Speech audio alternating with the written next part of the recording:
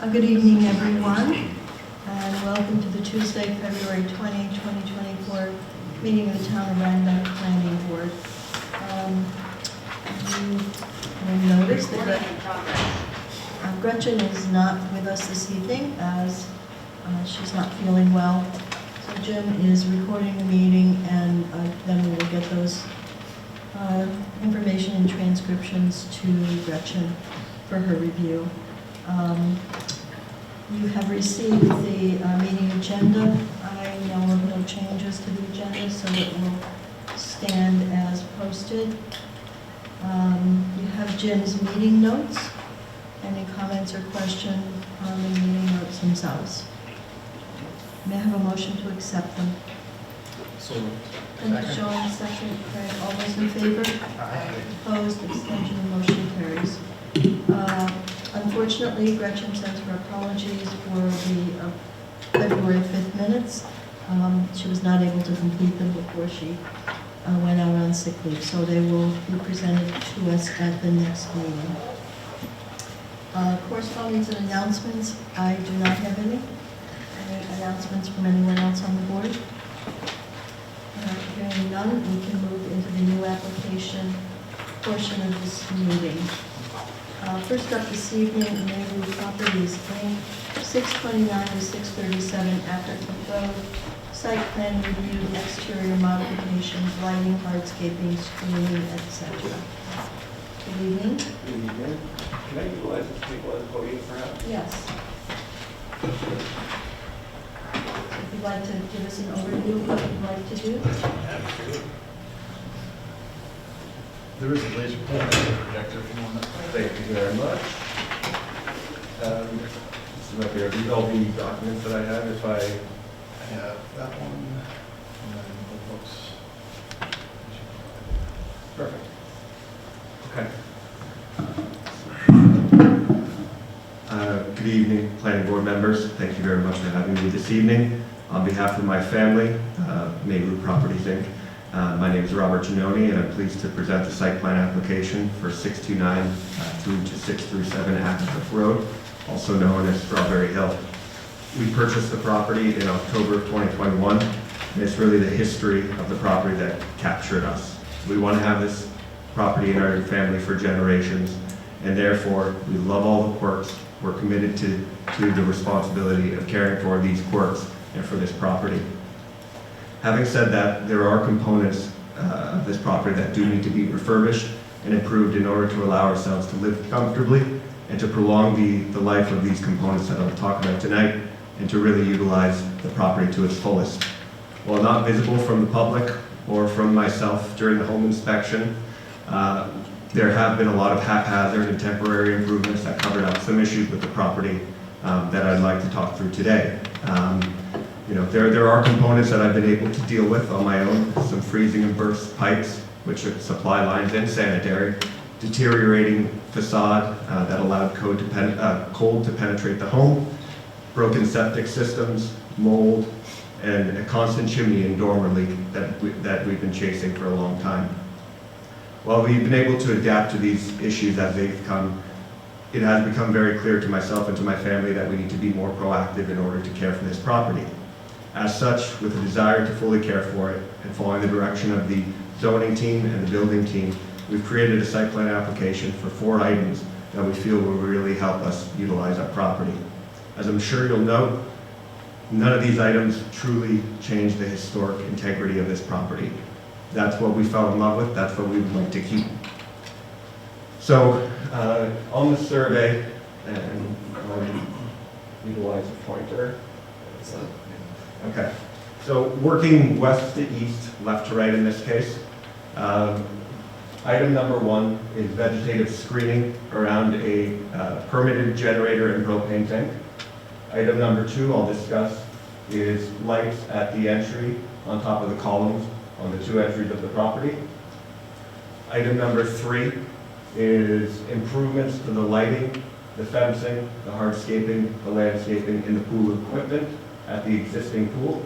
And the 4th item is the rear room of the main stone house. The exterior panels need to be replaced, and we also are proposing an interior connection to the existing bathroom on the ground floor. So if you could go to item number 1.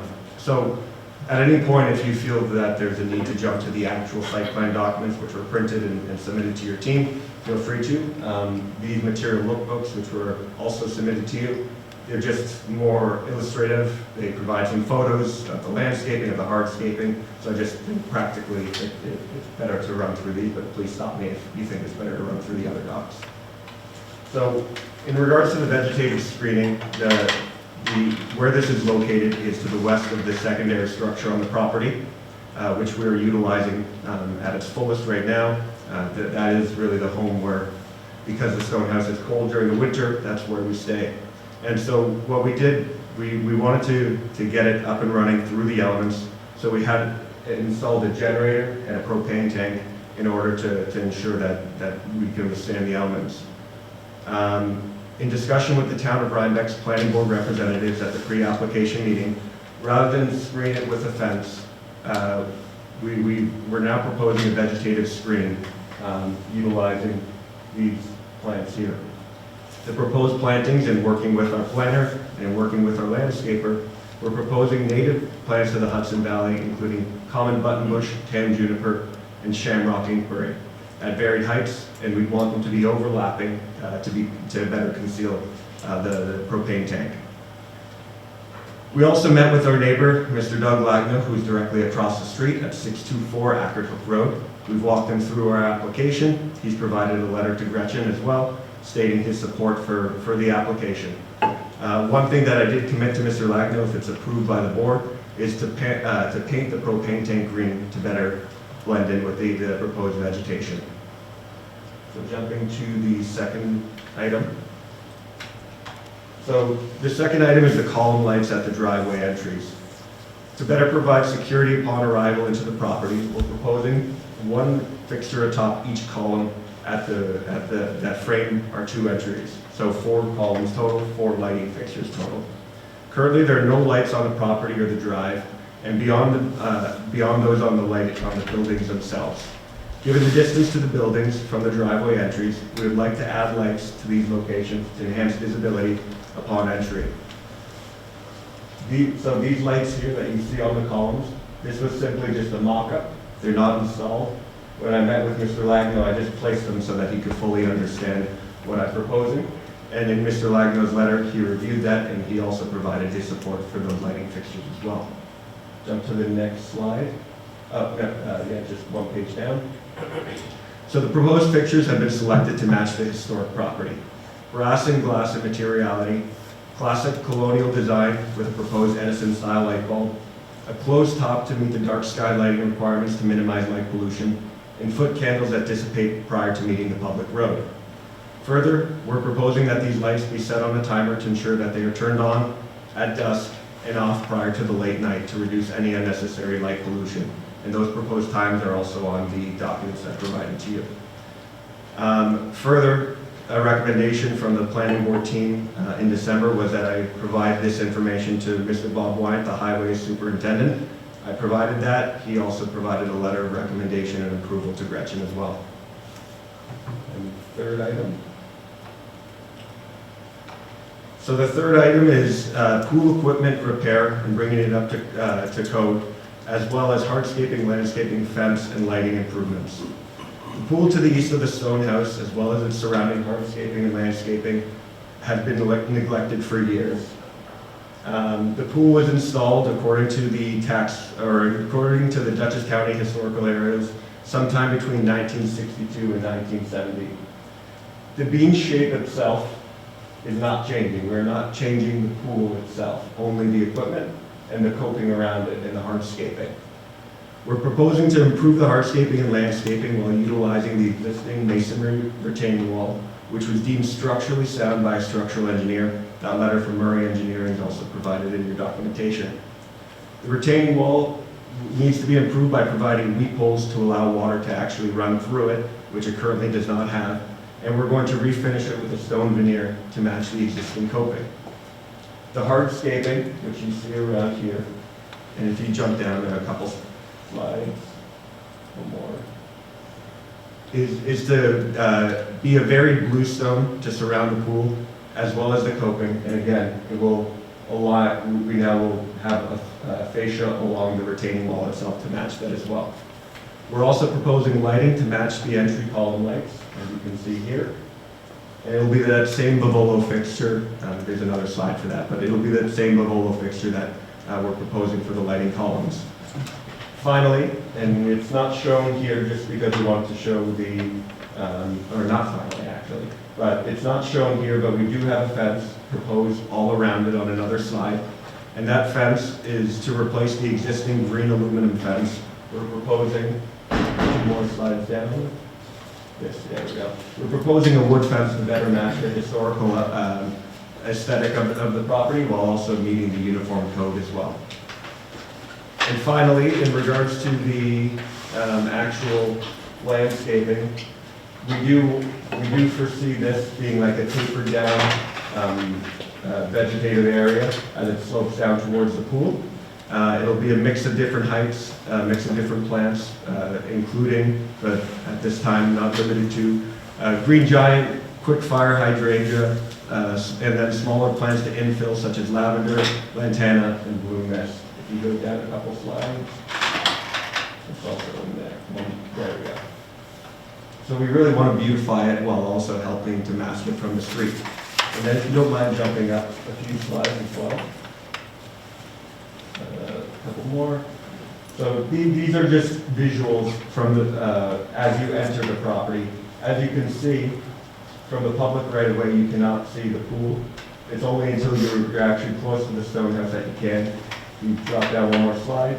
You can see that as you're along Acker Hook Road, you cannot see the pool anywhere. And then the final, yeah, that one. The final is the rear room of the stone house. Here we're proposing an exterior replacement of the facade, and then also the interior connection to the bathroom. The rear of the stone house has a room off the kitchen, which we'd like to be usable year-round. However, due to deteriorating flat panel plywood facade, this room could not be comfortably utilized in the cold seasons, nor could the kitchen. Due to a septic pipe burst, as you can see here, we had to excavate the ground in this room to perform the required replacement. That excavation found a substandard foundation to the facade panels.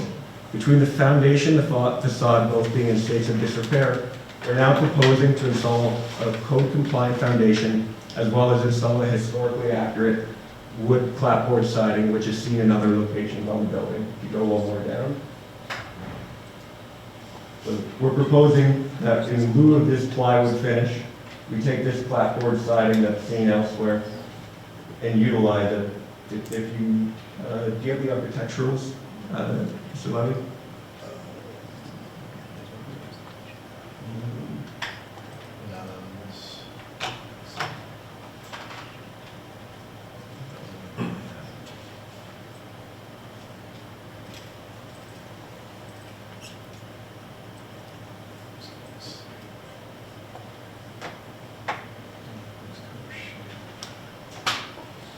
Is that site plan of these 4 items, else, anything else? Okay, that's fine. So if you jump on back, I guess maybe down a few slides. So, and this is all included in the documentation as well, but at the, right here. So right here is, on the other side of this stone wall, is a ground floor bathroom. However, that ground floor bathroom is only accessible through the western, the eastern facade, the eastern exterior side of the building. There is no location within the interior of the property to actually go into that bathroom. You'd have to walk outside to go to there. So what we're proposing is by making this room 4 seasons, really getting it to code compliant, in terms of the energy code, the uniform code. By us providing this interior connection here in cooperation with the building department, we'll actually be able to get a ground floor bathroom in this home, which we currently don't have. And so that's my presentation. Like I said, there are other documents, the site plan documents that I'm happy to run through, but this is, we really love the history of this property. We want to utilize it to its fullest. And if you have any questions, I'm more than happy to answer it. And I really appreciate your time. Thank you. Can you clarify for me, perhaps I'm remembering incorrectly, but the images you showed of that addition just here, going back, Another sheet? Oh, I'm sorry. and then I'll go to there. Am I correct in remembering that exterior changes to that have already taken place Correct. without coming before the planning board and without approval? Correct. Okay, So- so what the planning board is looking at is not what's there now? Correct. So this is already, this, due to the deterioration, has been removed and Without permit? without permit. And then in working with the building department and the zoning department and yourself at the pre-application meeting, we reviewed it in terms of the type of clapboard siding, and that's what we're in front of you with today. Yeah, I think at the pre-con meeting, we indicated that we would like to have seen, and we certainly would like to know more about what was there before you took it down and demolished it. That information would be useful, and maybe Jim will. Yeah, we'd also ask, I think, for existing conditions pictures. Sure, so That would show those being removed from the building. Before and after. Before and after, because that's showing what doesn't exist now, so I think we just asked for pictures showing what's there today. Sure, it's essentially, if you jump up to it's just this room, there's no panels on it. Right, no, I want to see it from the Sure, outside. we have some Not pictures really of it quick. from the outside. Sure. Okay. So Jim, I'll turn it over to you. Okay, so Melanie touched on a couple of the comments that I have about some of the removal that's taken place already. At the pre-con, as was mentioned, we did discuss, originally a fence was proposed for the surround around the generator and the propane tank, and it is out by the front, by the road. So we did discuss the idea of vegetation, which we thought would sit better in the landscape than the fence. And the fence can only be 4 feet at that location without a, well, the fence is not supposed to exceed 4 feet high, so a 4-foot fence wouldn't necessarily do what needed to be done anyway. But acknowledging, obviously, that the landscaping will have to grow in over time. I haven't seen the letter from Bob Wyan, but I will get a copy of that before we meet again next month. Okay, I mentioned the pictures, we talked to Town Highway. We had asked for any historic information, which Melody mentioned, and so I guess the only other comments that we really had is that I think principally we're talking about here aesthetic changes related to historic preservation on the house. I don't see anything particularly wrong with what's going on with the pool, as long as Bob Wyan's okay with what's out at the road. That takes care of the technical side of it, but again, I think that's a design discussion potentially. So I think most everything here falls into discussion of design, historic And preservation. trenching for archaeology. Right, and trenching. So we did talk about trenching. I guess you already trenched out to the Yeah, left. for the lighting itself, yes, correct. In regards to the historic component of it, we have reached out to Gretchen to request the historical team to get at the site, but we were told that request would have to come from the planning board. And it will come this Okay. evening, and you'll receive, in the draft. Oh, for phase 1. Yeah, I just wanted to make sure. And for referral to HAVAC. Anything else, Jim? Nope, that was it. All right, other planning board members, questions? Yeah, I think this is one of, I believe, 11 properties in the town that's listed individually on the National Register. Correct. So it's a very important house. Absolutely. Do you know the date of construction? 1762. Okay. And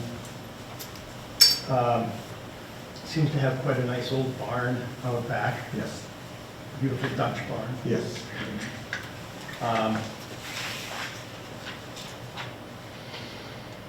Did you discover anything about how that rear addition had been supported? Was it on piers? Was it on dry stone? No, it was just a shabby slab, not slab on grade, but like a shabby perimeter foundation.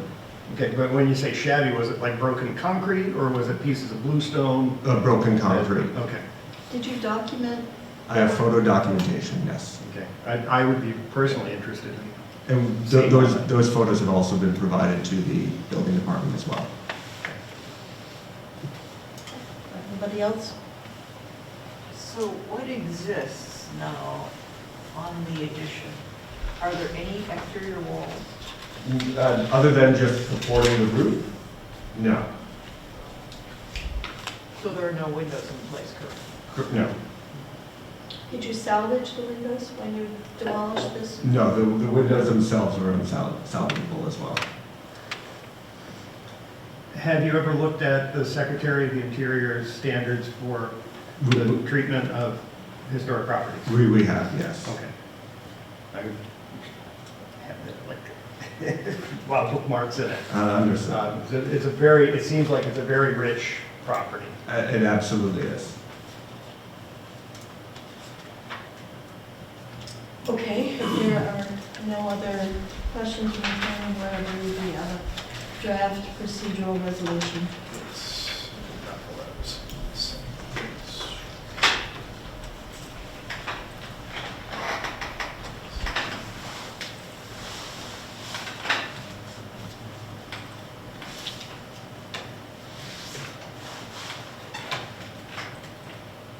So for the planning board's consideration tonight, a draft procedural resolution for Mayroot Properties, Inc. for site plan approval, special use permit under Town Code Chapter 125, for modifications to the property and room at the back of the house at 629 to 637 Acrohook Road, accepting the application supporting documents is adequate for further review, classifying the action as type 2 under seeker, for which coordinated environmental quality review is not required. We will schedule a public hearing for this for March 18th. Is that right? March 18th, 6:15 p.m. We'll be sending this on to the CAB for review. We'll send it on to HAPAC for review. We'll send this to County Planning for review. I believe there will be a request for Phase 1A and 1B from the Planning Board. We'll ask for confirmation from HAPAC, so I will add that to the resolution. And we need to delegate these 2 Planning Board members to the site. Craig and I will go. In June 605, we changed. Can you make that permanent? I believe, I'll check. don't jump the gun, but I believe so. Yeah, So it's 6:05. Thank you. my contribution. Thank you. Oh, there's one. That's just your personal. Any questions? May I have a motion to accept the draft procedural resolution? So moved. Second? So, Okay, all those in favor? Aye. Opposed, abstention, thank you. We'll be in touch with you, schedule a visit. Great, thank you. You're very welcome. Next this evening is Wireless Edge, 3718 Route 9G on the Ruby site. This is for the Ruby site, which is site plan and special use permit for a cell tower. Good evening. Good evening, Madam Chair, and members of the board. Robert Bodioso with the law firm of Snyder & Steiner, joined by John Author of Wireless Edge. We've discussed the Ruby's alternative, I think, for a few months now. We did submit a full application, we conducted the crane test, we submitted a visual analysis. It is for the proposed 200-foot tower set way back on the Ruby's property. We submitted the full EAF with the Phase 1 archaeological report. Everything was clean on that. We did also study it for FAA issues. There are no lighting or walking required, which was a pleasant surprise. I thought when we had originally discussed it last year, we thought it would need to be walked, but we were able to keep it at 200 feet and eliminate any walking. We submitted the RF report from Verizon Wireless. It shows excellent coverage, including additional coverage over on Route 9, which was an added benefit from the location. So with that, we'd be happy to answer any questions. We are in front of the zoning board tomorrow night for the necessary height variance. Okay, Jim? All right, I think Robert covered most everything. Phase 1A, 1B was done, submitted. Preliminary, I guess it's fair to say, a preliminary review has been done by a member of HAPAC, and no issues were found with that. I would say, I guess that's a preliminary unofficial finding, but we did get that from them already. I did want to just clarify, one of the discussions we've had is about the height of the pole. The other one we looked at was 150 feet. I believe it's 150 feet at 400 feet above sea level. This one is 200 feet, 418 feet above sea level. So in terms of the difference in pole height, I think we're looking at about 13 feet total height difference, an increase in this one versus the other one. Does that sound about right? I mean, roughly, it's not always apples to apples because it's a different location. And I'm pulling It's up a considerable. topographic map, but Correct. roughly we're talking Roughly somewhere in that between ballpark. 12 and 15 feet of height difference between the two. Correct. I just think that's important, because we are talking about a 50-foot difference total, but the total height difference is I less. think that's exactly the point. We also built it for the co-location and be able to support the other carriers. While it is located along 9G, which is a scenic road, the location of this tower well into the Ruby's property, I do believe will screen the infrastructure on the ground at least, and will obscure the monopole from many of the immediate neighboring roads and properties, and the visualizations were provided along with the photo renderings, so you can all take a look at that. Being located on the site is consistent with what the town board was hoping to see when they rezoned the ORP, I think in the last 2 years. Let's see. You did add on the separation distance that we talked about, and we'd like to put on there just so that any future development that might happen there knows that those are the separation distances required. And so I think at this point, from my perspective on the planning side, you'll need a fence permit for the fence. That shouldn't be a big deal, given where it's located, but we do need input from our RF specialist and our visualization specialist, as we did with the first one. I don't think I've seen anything yet. As far as planning goes, I think that's pretty much everything. You guys, gave us everything we needed. And do you have the coverage maps? Yes. Yep. These are the view shed maps. Yeah, they're in there. We do have the coverage map. And I did forward them to John, hopefully try and get it going with your experts.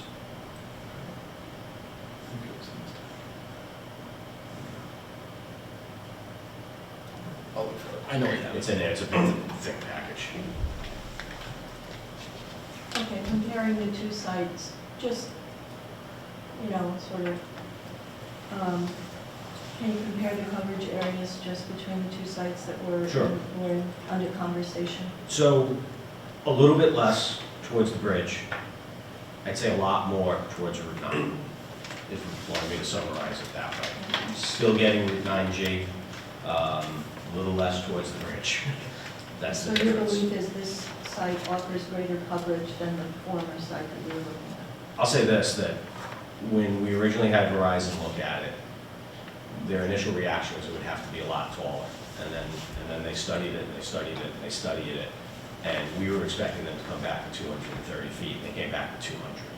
So that was a pleasant surprise. And that eliminated the lighting, and that eliminated, a good 30 feet of potential visual impact. So, again, Route 9 definitely covers better. There's no doubt about it. The last site didn't really cover Route 9, this one does. Have we seen the map? Have we seen those? I know we had something from the ZBA that we had pushed to this meeting. We had a better idea of that, we correct, right? We did, so we did the crane test. Yep. We did all the photographs, and we did the visual renderings as well. Okay. And those have submitted? That's in the package, correct? Okay, I didn't see this. Yeah. Okay, thank you. Trying to find it. Oh, here's the, And as I recall, What's the coverage? perhaps you can refresh my memory, the location of this proposed monopole is at a lower elevation than Correct. the Chang property. Correct, and that's what I think Jim was And referring that goes to. towards some of the explanation of the height difference? Correct, and that's what I think Jim was getting at, is that lower ground division, higher in tower height. Fairly though, apples to apples, as far as overall top height. Okay. But the benefit here is, 800 feet setback from the road. I mean, that's the key difference. Then there's also, I think, more vegetative screening closer to the road in that location. The other locations, Absolutely. it's pretty open. Yeah, it was a So you field, could basically. see into the lot pretty Correct. well. Yeah. I'd be eager to see the visualization that, It's in With George James as well. I mean, as we Yeah. said, we had not yet referred this, or maybe John may be in the process. Yeah. I didn't speak to John today, so I don't know exactly where he is, but his intention is to reach out to both of the prior consultants that we brought into the project. It's your understanding as well that he'll be Correct. doing that. there was also, I think from the earlier analysis, there was more efficacy at different wavelengths, so it depended on, what wavelength you're transmitting at. You're going to get a different impact, so it would be Absolutely. interesting to see how this paradigm compares. Yeah, and we showed that, we showed that the two different wavelengths and where it covered.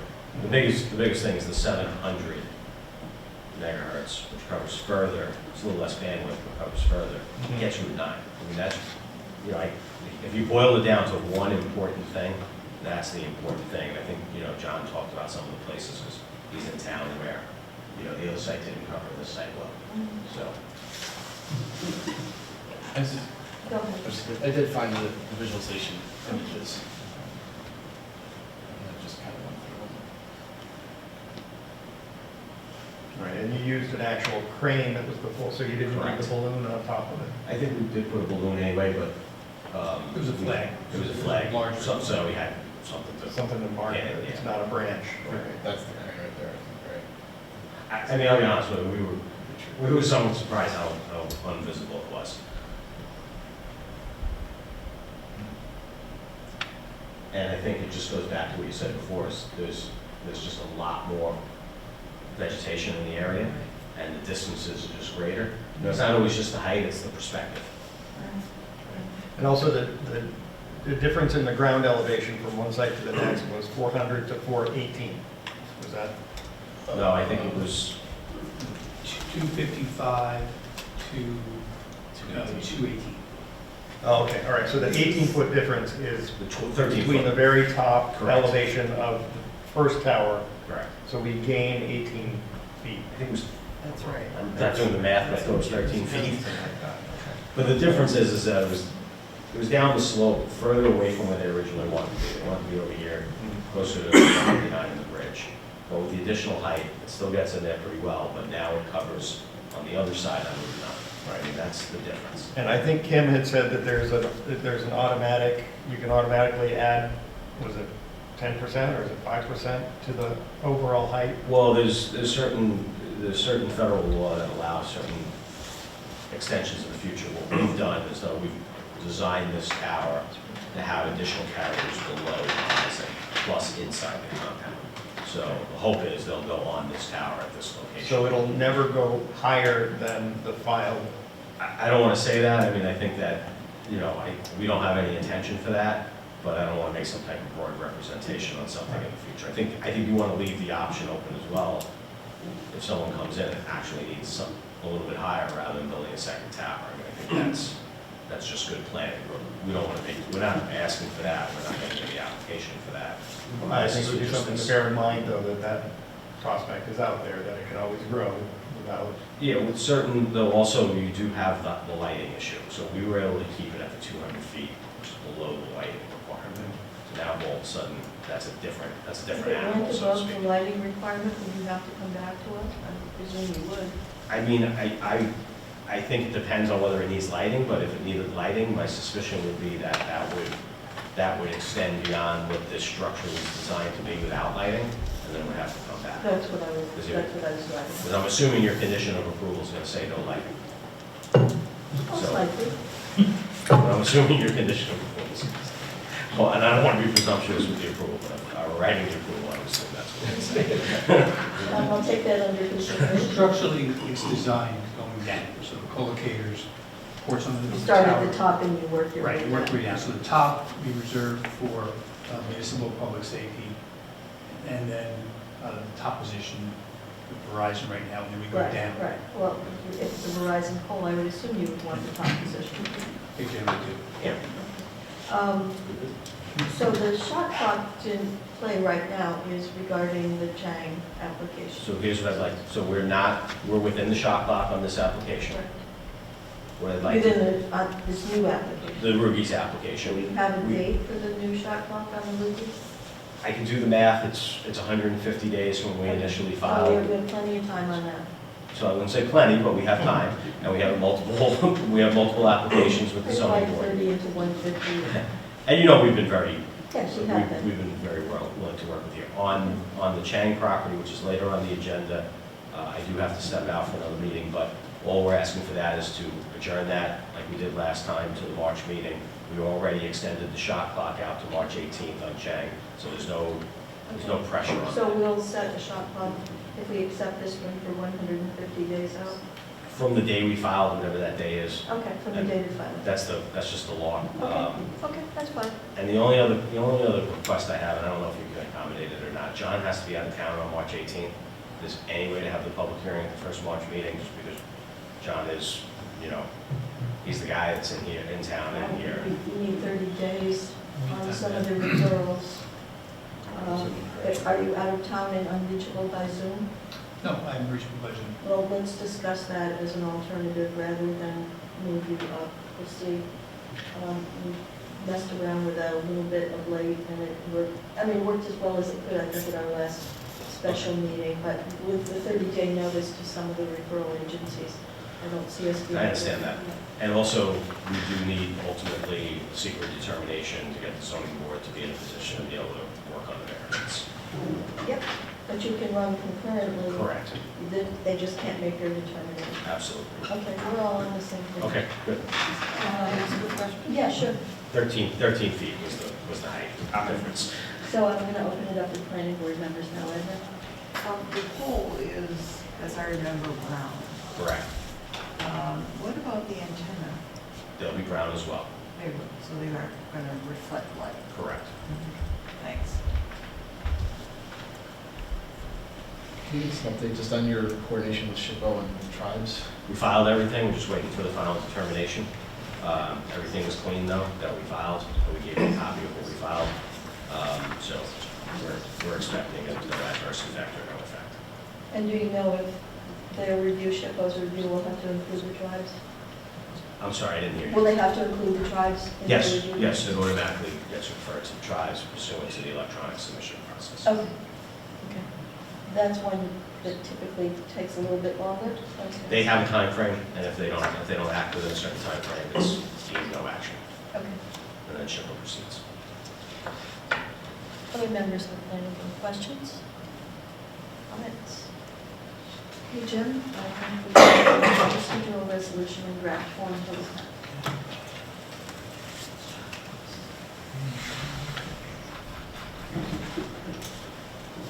For the board's consideration tonight, a draft procedural resolution for wireless edge rubies for the construction of a 200-foot monopole telecommunications tower at 3718 Route 9G within the ORP zoning district, accepting the application and supporting documents as adequate for further review, classifying the actions unlisted for which coordinated environmental review is not required. We will schedule a public hearing for March 18th. We will send this to the CAB for review. We will send it officially to HAPAC for review. It needs to go to Dutchess County because there's a site plan review. And we need to delegate these 2 county board members to go, although we want to have more, I don't know. Well, we'll delegate 2, and when the 2 have established a date, if you would notify other members of the planning board, they would choose to attend as well. Then it's their choice. Who would like to officially represent the planning board? Sharon?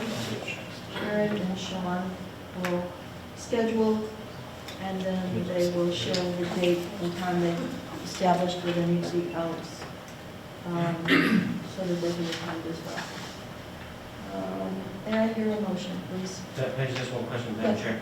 So you did classify it, I believe correctly, as unlisted, does not require coordinated review, but I thought we were doing a coordinated secret review. I'm fine either way, if the zoning board wants to do a separate unlisted, uncoordinated review, that's So fine. what are you saying? Yeah, I mean, I just don't want to jam them up.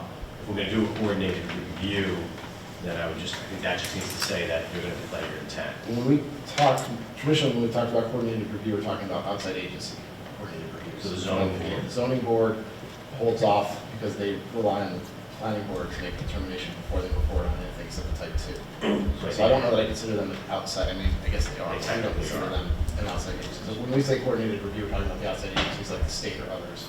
But they won't act on it until we do. On this one, I believe. I'll have to confirm with John. Can you just confirm with John, if necessary, have the planning board tonight declare their intent to be lead agency? And then the zoning board has 30 days to. The planning board, I mean, I don't want to speak out of turn, but I'm pretty sure the planning board is declaring the agency right now. The ZBA will take it. Okay. I just think technically the ZBA has to not take it, so I'd like to get them to not take it tomorrow night if they can.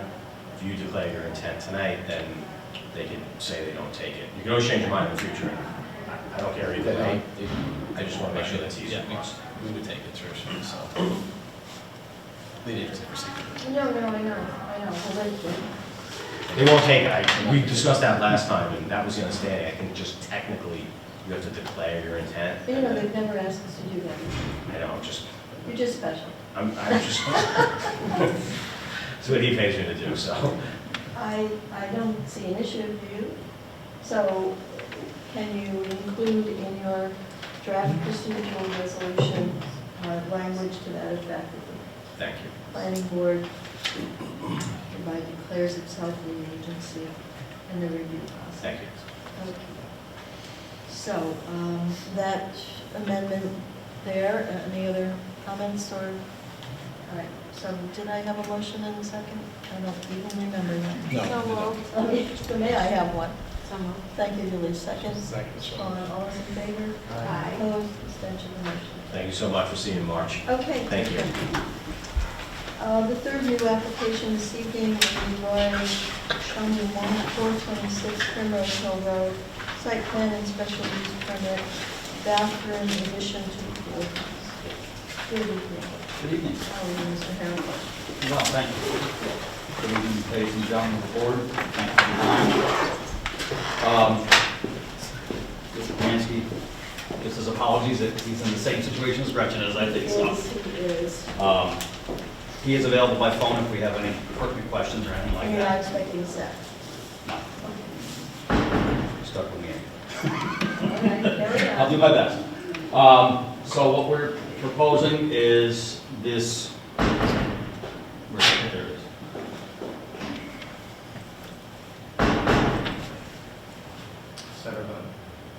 Gotcha. So what we're doing is we're proposing a small addition on this side to bring in sanitary facilities to this building. It's an existing building, as we see in this part here, this is the existing structure that is there, as shown on survey maps that Mark has prepared, with the proposed section in here. This is a covered roof section here just for equipment, open wall. We did have to adjust the square footage on that from the pre-conference. And we did change the paperwork, the blueprint to show that this is a solid wall for this workshop space, so it's only accessible from the exterior. That would be this picture here, with the existing overhead and door that's there, to eliminate any question that for a second bathroom. And with the design, if we go to Mark's paperwork at some point. No, it wasn't, sorry. That's all right, no, you're fine. Where he has the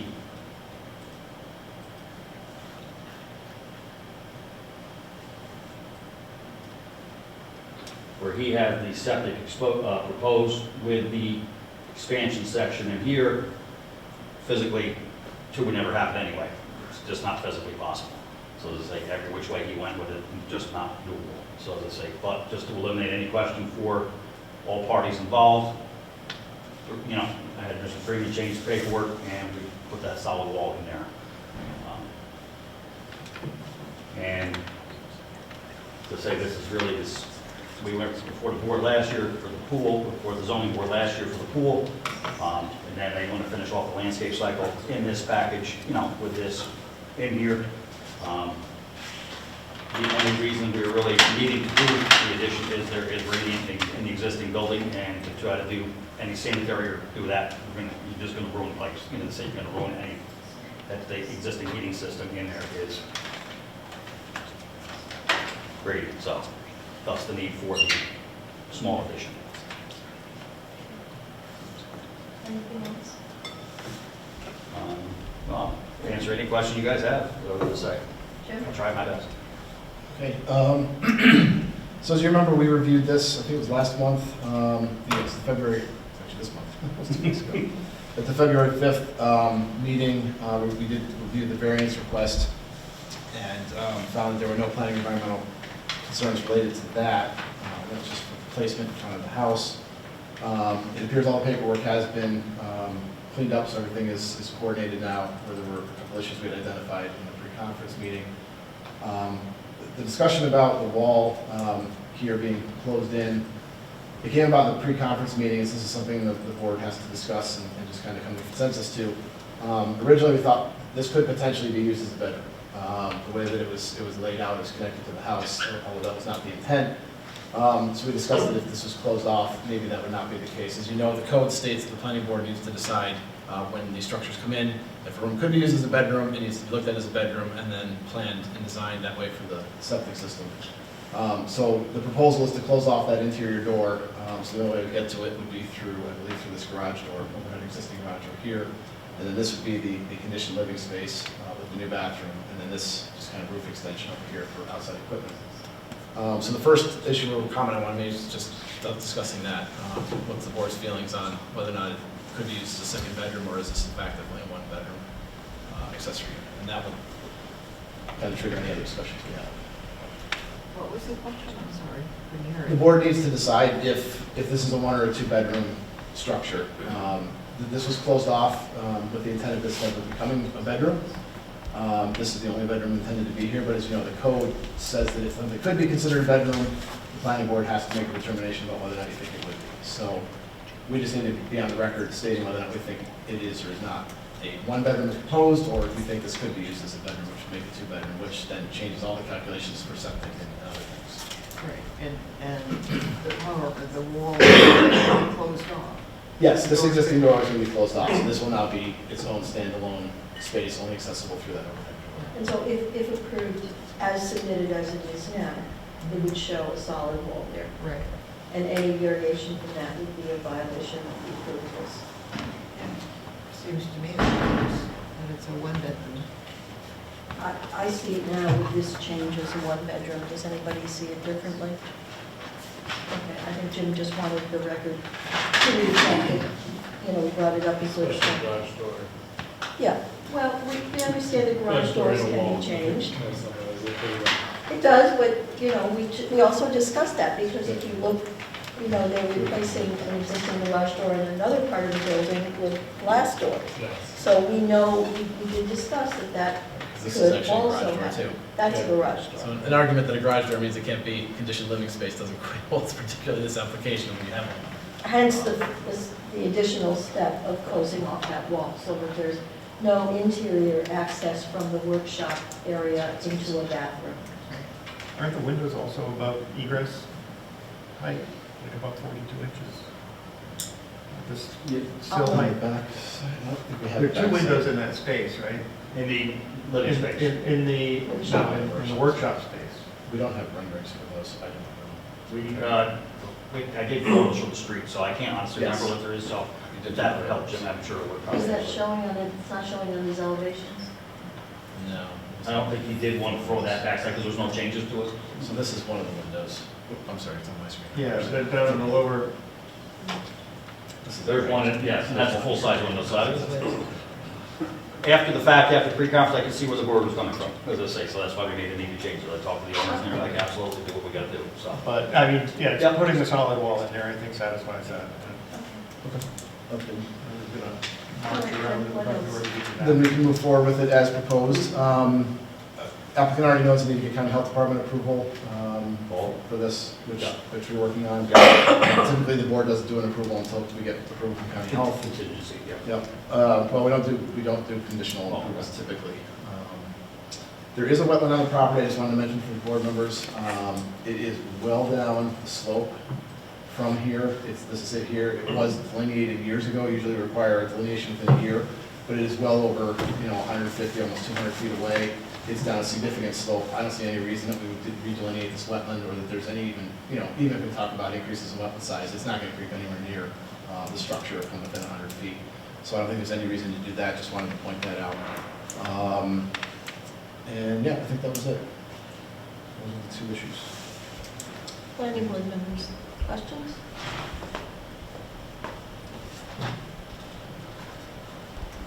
Okay.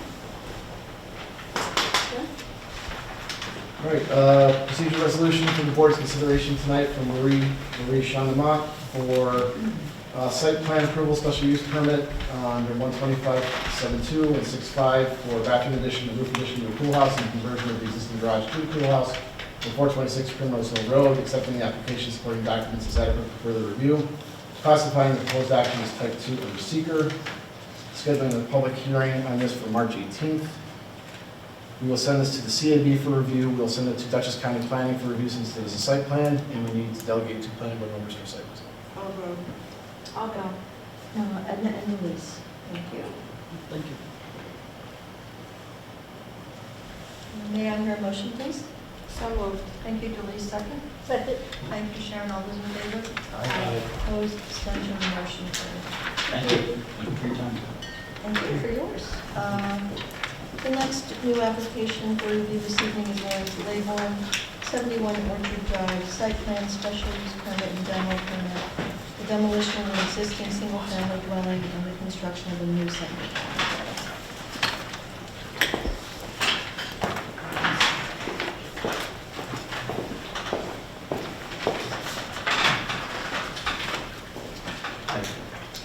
Nice to see you again.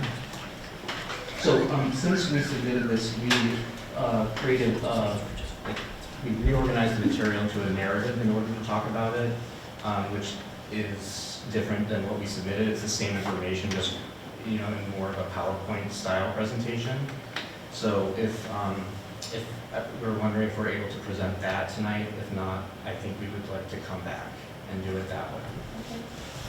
As I think Jim explained to you when you asked earlier, Yes. that we do not allow people to come in and present a PowerPoint unless it's come in earlier and have a chance to look at it. And we apologize for that, so I think I kind of choreographed things in PowerPoint, so I'd love to come back. We can resubmit it, and then we'll come back and follow proper procedures. Okay. So Thank you. you're asking for us to continue this? Postpone till we Reschedule? resubmit, yes, Well, yeah, please. they'll have to get on the schedule with Gretchen, so that makes sense. Yes, Okay. we'll do that. Thank you. Thank you for your time. Thank you. That takes us to Justin Sturgis, 324 Rankin Road. But for the record, could you two please identify yourself? Oh, sure. We don't have that information. And without Oh, I'm- Gretchen here, Sorry, I'm John Powell, I'm the architect. John Powell. Maya Lynn, designer. Okay, thanks very much. Next is Justin Sturgis, 324 Ryan Cliff Road, site plan and special use permit for the installation of 6 points and a decorative spring.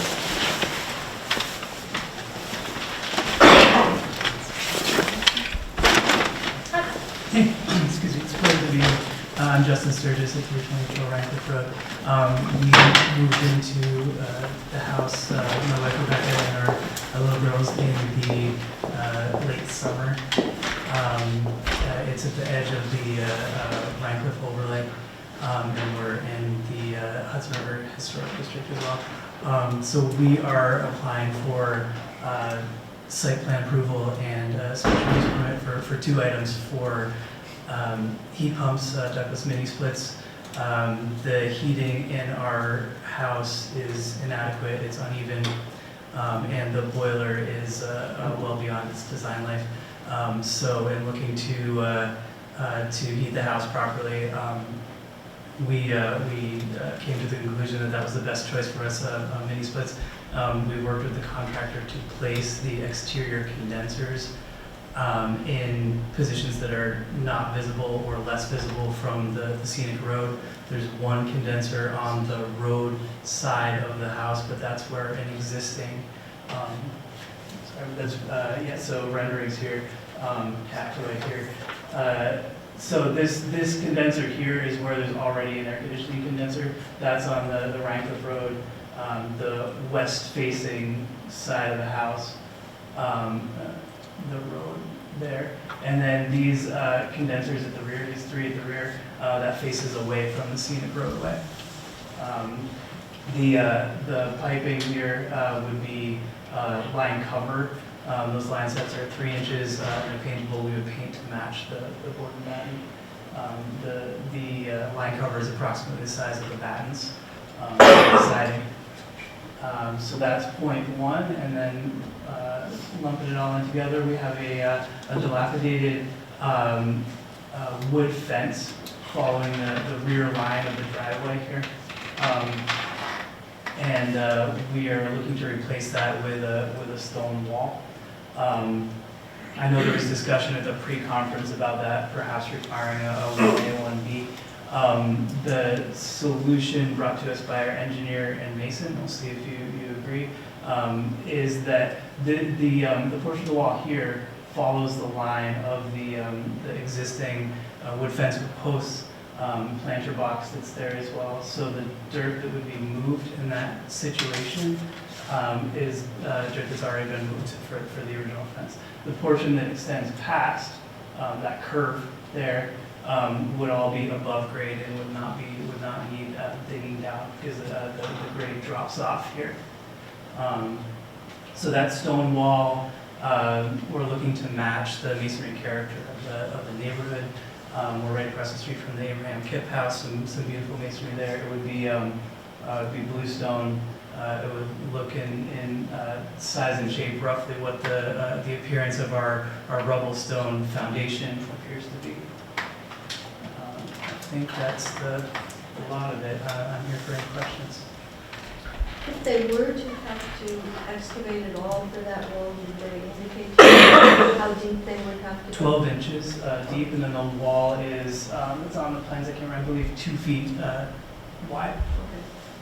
We'll probably just ask our archaeological consultant. I would suspect she will not think it's a problem and require anything, so that 12-inch excavation depth will be important to be able to share with her. Okay. So thank you. Oh, sorry. I have a question. Can we let Jim go first? Oh, yes, of course. So I think we're, for the most part, this is in pretty good shape. I think the majority of this is a conversation we had earlier that's just consideration of kind of the historic nature of the property and the inclusion of these units on the outside. Certainly, we like seeing things like heat pumps going in place or things like that. So the issue really, I think, is mostly visual. We are in the RCO, though we are admittedly at the end of it. Excuse me, we're not in the core of the hamlet. The only thing that I did find is that, and again, I measured this with a ruler on a computer screen, so it's possible I'm off. But within 50 feet of the road or the property line, the fence can't be more than 4 feet in height. Otherwise, it requires a special use I permit. believe if you can move to the masonry sketch lower right, I think that it's under that, or it's just. It is until you get to the cap. Got it. So what I wanted to do is, whoever, kind of put this together for you, and we do typically ask for this, to give us the dimensions, because it also helps in the field later for the building inspector to know exactly how far, these distances are, give them something to work with. So we need to make sure this is 50 feet from the property line. If it isn't, I would suggest either shortening it slightly or something else, because otherwise we're And taking off the that's cap. from the true property line or from the egress for the road? From the property. From the property line, okay. So I just, it's another hurdle to overcome if you're, admittedly, it might just be, my measure it's 2 or 3 feet, but we do still have to meet the code. So, yeah, this is fine. It's the caps that then I'm potentially making an issue just at that one spot. So take a look at that. If we do need to alter. If you can confirm it's 50 feet and just if that goes on here, then that's fine. I just need something to confirm that because I'm measuring with a ruler on a computer screen as best I can. If we do need to alter, what's the procedure there? We come back with the altered site plan or?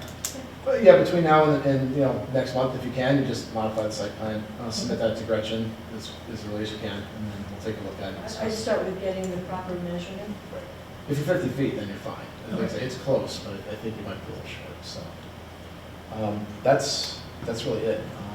We discussed the 1A, 1B, and visual. Elise? Yes. Adorable house. Thank you. Is the picture right there to the bottom right, is that the primary back door leading to the backyard space? Yes. So, just food for thought. Of course, I think the consideration is what we see from the road, but personally, as a lover of homes, I think having so much density of mechanicals right outside the back door is also a little infringing on this beautiful home. And so I just want to know, given the density of 3 of them right at the back door, is there a way to have some of them on the side of the house? Yeah, that is a possibility, and that we were mainly concerned with the appearance from the roadway, and that's why the contractor suggested that particular placement. But there were other options on the table, including putting more tap that again, putting more along the side of the house there. And that's the far side, opposite where the wall is. This is the west side is, yes, exactly, this one right there. Did you not start out with more units? We started out with 5. We went through a couple of contractors on the way to this 4. My fellow members may disagree. With some screening on the side, I think for the integrity of the house, and I feel better about, I think that the integrity of the house is where it lives all the way around, and I think this is really obstructing to the rear of the house, and especially because it really connects to the interior. I would think it's not a very good idea to put them right adjacent to the driveway where people can back into them. Can they go the other side? No, the other side, the property line is at the house. Oh, I see. Yeah, there's like no room to move there. I mean, it's, you're on the nice edge there. You don't really have a lot of lateral. Yeah, now, I mean, our consideration with that too, we were concerned about this, but this is sort of like the less used portion of the backyard. Honestly, like most of the activity and the kids run around out over here. So, we talked about, finding ways to mask them, mask the units, but it's not as much a concern to us. We need it's more that we need the house heated properly. Do you have the ability to screen them at all? Yeah. So they suggest lattice. We hadn't really investigated that per se, but you can. Yeah. Can they be painted? I don't know. I don't believe The units well, themselves can't be painted? Unfortunately, I'm not aware of an option for that yet, but Can't be what? painted. yeah, just the lines They're over not can. themselves. Well, I think we talked about that with the, Richard, yeah, yeah, in right. Rhinebeck, we had that in discussion. the, on He the said he corner was gonna there. paint them, I think, right? Yeah, Doesn't really change Anyway, Well, the concentration, it unfortunately. doesn't change the concentration, it does yeah. subdue it somewhat. The main thing is in the summertime, you're gonna get hot air, like really hot air blowing on. Now, what's the capacity of each one of the units? That's listed in a table, I believe, upper right Okay. of the. Probably about a ton and a half or, So 50,000 BTUs for the medium-sized one. The backside is, or sorry, could you scroll down for 1 second? I'm sorry, I'm getting confused. So outdoor unit 1 is 15,000, and yeah, like the back is a small one, a medium, and a large one. 6,000, 12,000, 24,000. Do I recall there were, when we were talking about the number of units in replacement, do I recall there were some structural reasons why you had to go to the number that you did? Yeah, so it's a full replacement of, maybe structural, it's a full replacement of the oil burning furnace. The reason why we weren't able to utilize the ductwork in the house and have it be a single unit to an air handler is that the ductwork's inadequate. It's not enough airflow, and the return air right now is called passive return, so it's actually just like sucking in air from the basement and not properly ventilating the whole house. I knew there was a reason why. We would have loved that. Yeah, I bet. 'cause Well, it contributes to why you're where you are with the number. the condensers of that style that are, flat, they pull air in from one side and blow it out the other, are kind of limited on capacity, and they do make sort of U-shaped condensers, and I think they go up to about 5 ton. And the 5-ton ones stand about 4 foot tall, but it would be, you'd only have one instead of having 3. Gotcha. But Yeah, no one who went to suggested anything like that. It seems to be either what they're trying to sell or what's most efficient for the house. Okay. I'm not myself an HVAC engineer, but, putting these things into old houses is something that I've had to do recently. So it's kind of a preoccupation of mine, and it's a really great option, just because of, it's not like you have to blast out walls to put in ductwork and that sort of thing. It's always a good feature. Are you going to leave your existing heating system in place but not in use? No, it'll be removed, so the oil tank and the oil burning furnace will be removed as part of the Strictly project. on the heat pumps? Yes. You don't have a, like, wood burner or anything, no other source of heat? And we did discuss that at the pre-con. The tank is in the house, it's not in the ground. It's in the basement. In the basement, so no excavation is like. And the only other thing I would suggest, just with the lease, that the lines, number 2 has to go on that side of the house anyways. It just shortens your line set and everything else, and I know, I get the fact of that, but they balance it out. I know you guys don't use that space that much, but it's like, it's gonna be a little tunnel going that. Got it, so you're suggesting two on one side, two on the other? It's really, I mean, again, it might not be a popular agreement with the rest of the board, but if you're gonna wanna screen them anyways with some kind of vegetation or something eventually. Or even planter boxes or something Yeah, like just- that, you know. Might just balance it out, and not have so much mechanical in the back, and your line set wouldn't have to go around the entire house, and then, Well, if that's a recommendation, I will certainly accept that, because I think that would end up being better, but I'll go whatever way. Well, the risk that Craig was pointing out is really your risk. yeah. Well, you mean like backing into it and that sort of thing? Yeah, and it's also not I would take properly, I mean, it doesn't matter because you can't see it from the street. Yeah, I agree, and as we were just saying, just in terms of the future, were these ever to be removed with new technology, it's not long-term damaging Right. the exterior of the house. It Right. is an addition that is reversible and doesn't necessarily destroy the historic aspects of the structures. Okay, is there anything else, anyone else? One more question. Yeah. Just, I'm doing one question. Do you know what this is representing here? Is that supposed to be a? That's a planter box, That's an yeah, existing so planter it's just box. 4x4, like round as 4x4 posts making a planter box. So big plants, oh, goodness. Yeah, well, there's no real room to put anything in front of it. I mean, if you No, have that's the significant driveway amount of right space, there. the driveway's right up against it, right? So you're not gonna plant anything in front of it, but possibly, between them or something to help soften a little, maybe, if you want to do that. Yeah, for sure.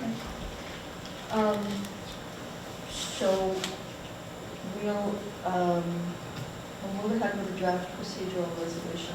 We still have the ability to make changes and submit them, I think, 2 weeks. Yeah, 2 weeks. 2 weeks in advance of the next meeting, Wonderful. which would then get sent out to us for our review. And I think you've heard some reasonable suggestions here tonight. that might Yeah, which I work. very much appreciate. Okay, there's nothing else, Jim, on the draft procedural resolution? Yep, proceed resolution for Justin Sturgis, for site plan approval under Town Code Chapter 125, 7265 and 69 RCO for installation of heat pumps and decorative stone wall, 324 Rankin Road. Accepting the application, supporting documents is adequate for further review. Classifying the action as type 2 under seeker. We will schedule the public hearing for March 18th at 6:05. Thank you, Rick. We will send this off to the CAB for review, the WAC and HAPAC, as well as county planning. And we need 2 planning board members to do a site visit. Who would like to go? Sean or? Sean and? Sharon. What's this? I can't even say it Say that fast. 5 times. Oh, it's too risky to say that fast. Okay. May I hear a motion, please? So moved. Second, Sharon, all those in favor? Aye. Opposed, abstention, the motion carries.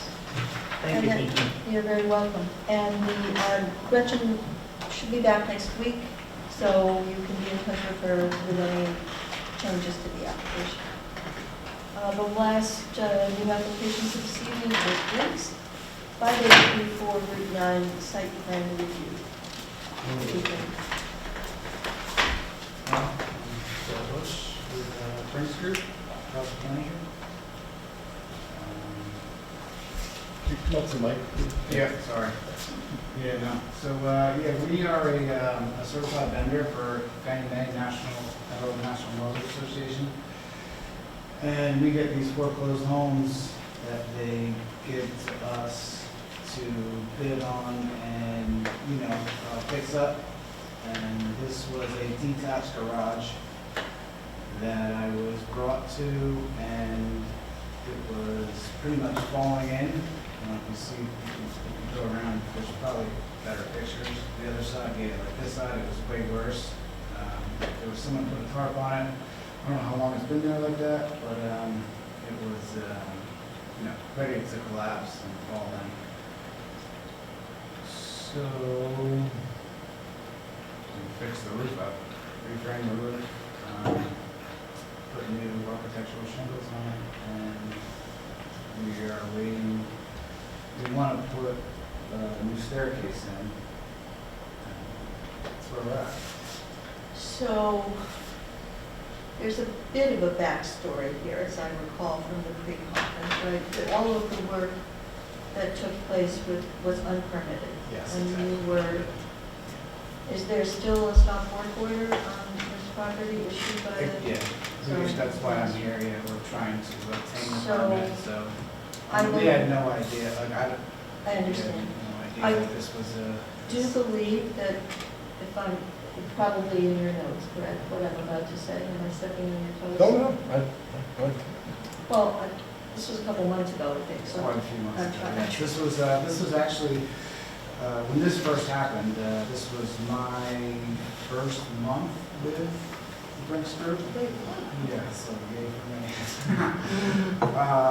And it kind of was, it kind of got like, go ahead and move forward with it without any kind of foil or research. I wished I would have done anything, something like that.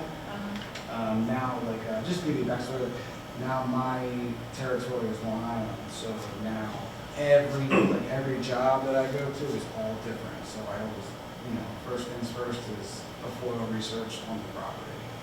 And so I'm learning. So I apologize for this whole thing, and I'm here to try to I get this. recall we were asking for, so you also, if I recall correctly, indicated that you were not given any construction drawings for the work? There was no engineered drawings for the re-roofing? Well, no, we didn't get any from the get-go Okay. to start it. But Okay. since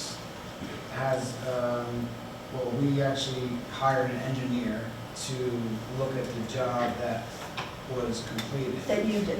Yeah. Yeah, I think we requested that you bring in an engineer Yeah, who would then look at the work that was done, Yeah, he has the engineer report. and that's in part of this application? It's in there, yes. Okay, And- because for the purposes of other planning board members, since he was not working off construction documents that he received in advance that were engineered and stamped and signed, we said that we couldn't go forward until we had some Yeah.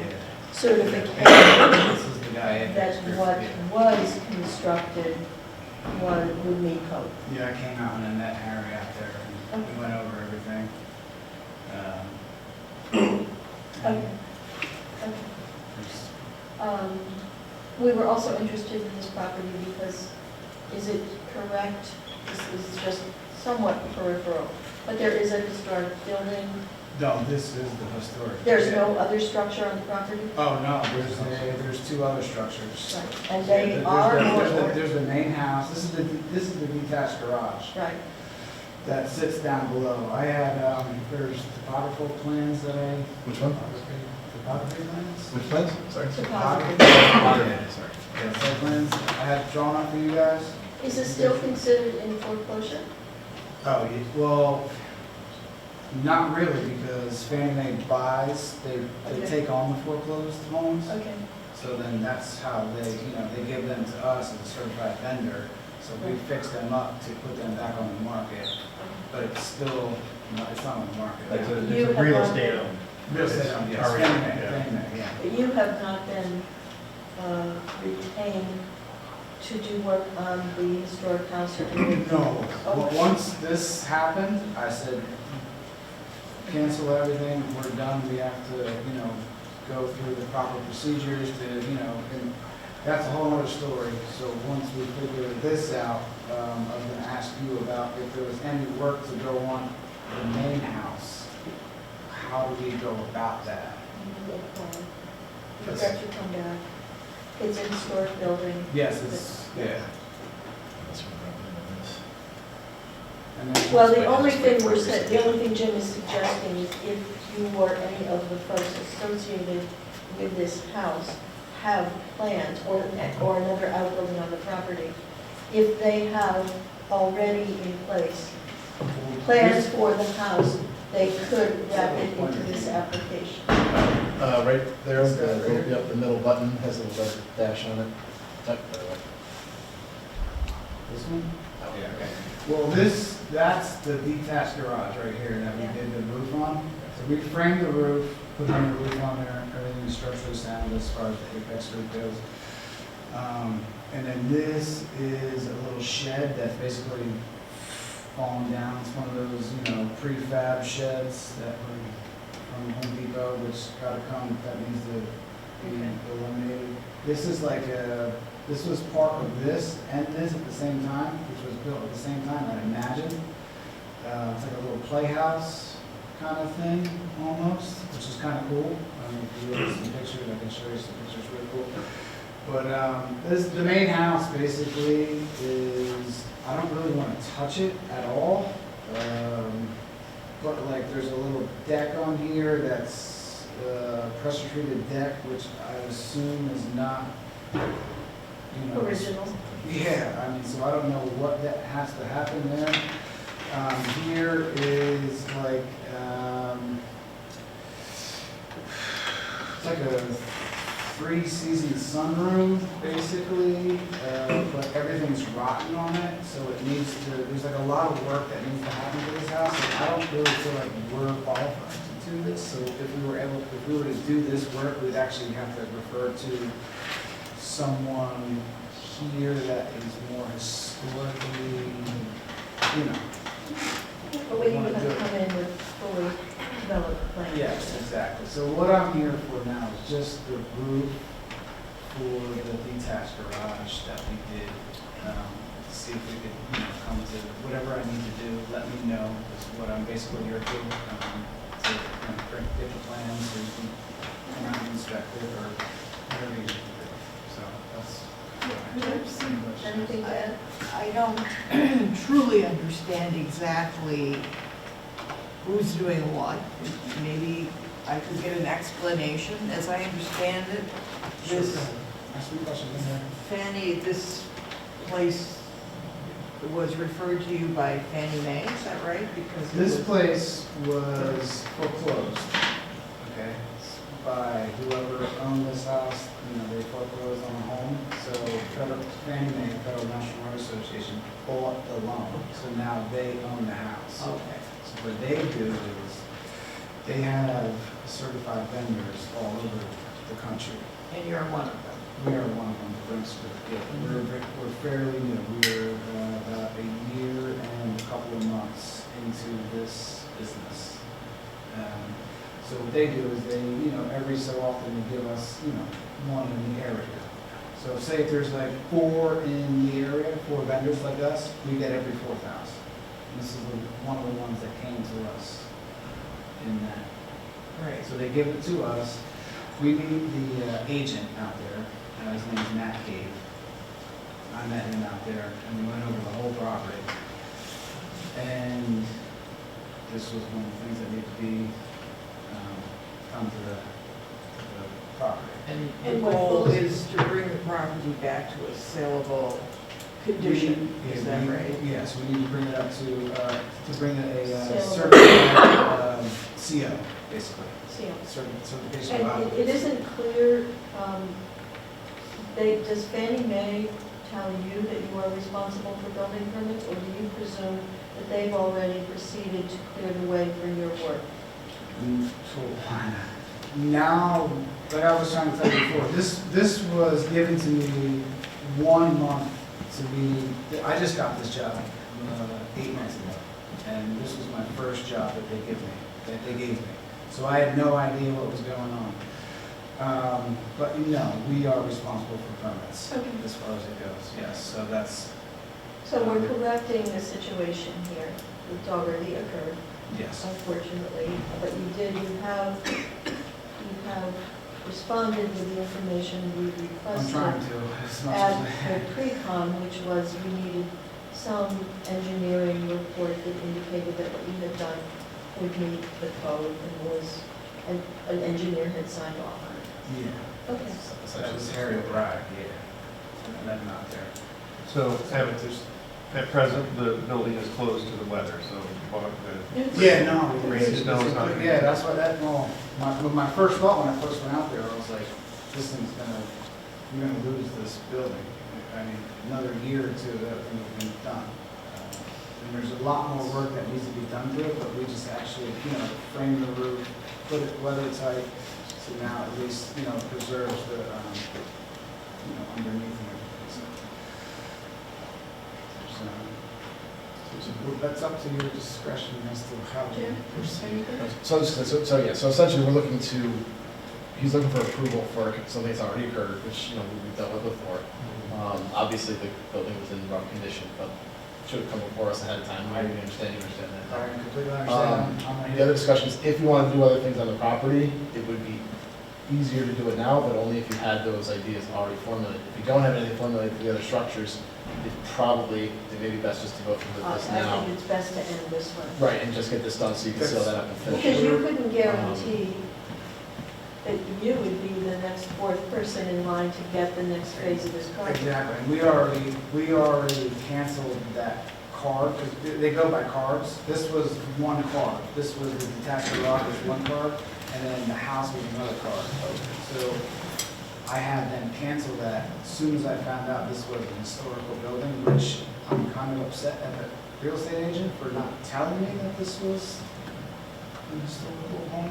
If I would have known that from the get-go, then it would have been, hey, listen. You're not the first person. So, I mean, it's my fault, because we should have pulled a permit, given I know, framing a roof, you need to, Well, we don't need to go. Right, Yeah. So we're just talking about the barn, that's the only big thing. And I think best to close out this particular aspect of the property, I can assure everyone who's left that, the zoning administrator and other people who drive by this property every day have eyes on it now. So, this was just one of these things that were observed from the road. And Brian actually drove in to say what's going on, so sadly. The house is kind of cool. I mean, it's really The work kinda is cool. done. It's off of Not a to the full house, open though. stairs. Yeah, It's up on my phone. it's weird because We still like can do stairs the upstairs, kitchen or is is that downstairs in the something basement. And What, it's you like mentioned stairs. super small. Yeah, there's stairs on the, inside that barn, inside of here, that if you can look at it. You see them probably like the first couple of pictures. Yeah, like right there. See Yeah. those? Have they been replaced already? or- No, Okay. once we have a stop work order, So- I pulled the guys, but and this so they're is- not even completely finished with the roof yet. There's some of the exterior needs to be painted and, to match and stuff like that, but I had them yanked as soon as Is there a necessity, so this house is not occupied, the No. barn is not being used. Nope. I'd like to stop at this point because no investigation has taken place as to the stairs, what's there, what do they look like, how are they tied in, so we don't have any historical information on the stairs, which may be one of the things We left. can leave out the stairs. Well, I think so, but if you're mentioning other things that need to be buttoned up to complete painting or waterproofing, I think No we should. waterproofing, Okay. just the exterior. Like if you see the end result of stick to that picture. Is Yeah, that what it looks like now? Yeah, that's exactly what it looks like right now. So it just needs to be, before it was white, they had painted it white, they left the rafter tails like that. So it just needs to be painted white to match what it was existing. You can see the existing, the previous pictures before I put it.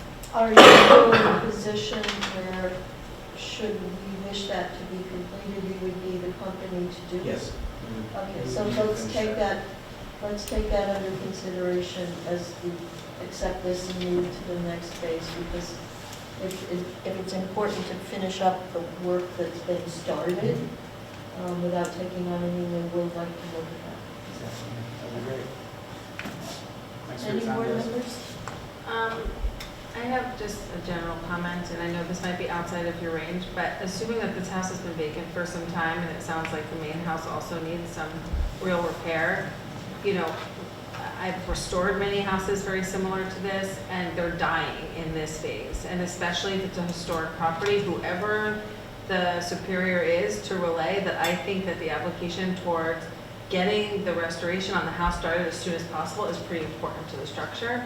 So again, that might not be outside your range and it's a separate thing, but I think it's a really important thing because the deterioration, it's gonna be a lot harder to bring it back the longer it goes. Exactly. No, go ahead. No, I don't want to jump in. Well, of course, the Kind of- problem now is we have to go through the Yeah. process with this man before the That's notice of kind of why I violation put- can be lifted before Right. Fannie Mae can Yeah. take any Kind of additional why I steps. put the roof on, because if the roof didn't get done, it was, I should have applied for the permit, knowing, this whole thing. That's kind of almost like an emergency kind of thing. I didn't want the whole barn to, Okay. go down that way. But it's a longer process than what you think it is. To actually, we have to put a full bid in towards the house. So I don't even know what we could actually do to the house. So that's why I kind of need to know from you guys what we can actually do to the house. My thing is, I just want to restore the house the way it is. Can we, let me make a suggestion, which you will tell me if it's out of bounds. One of our next steps will be to accept this application and to assign a site visit. Yes, that's exactly.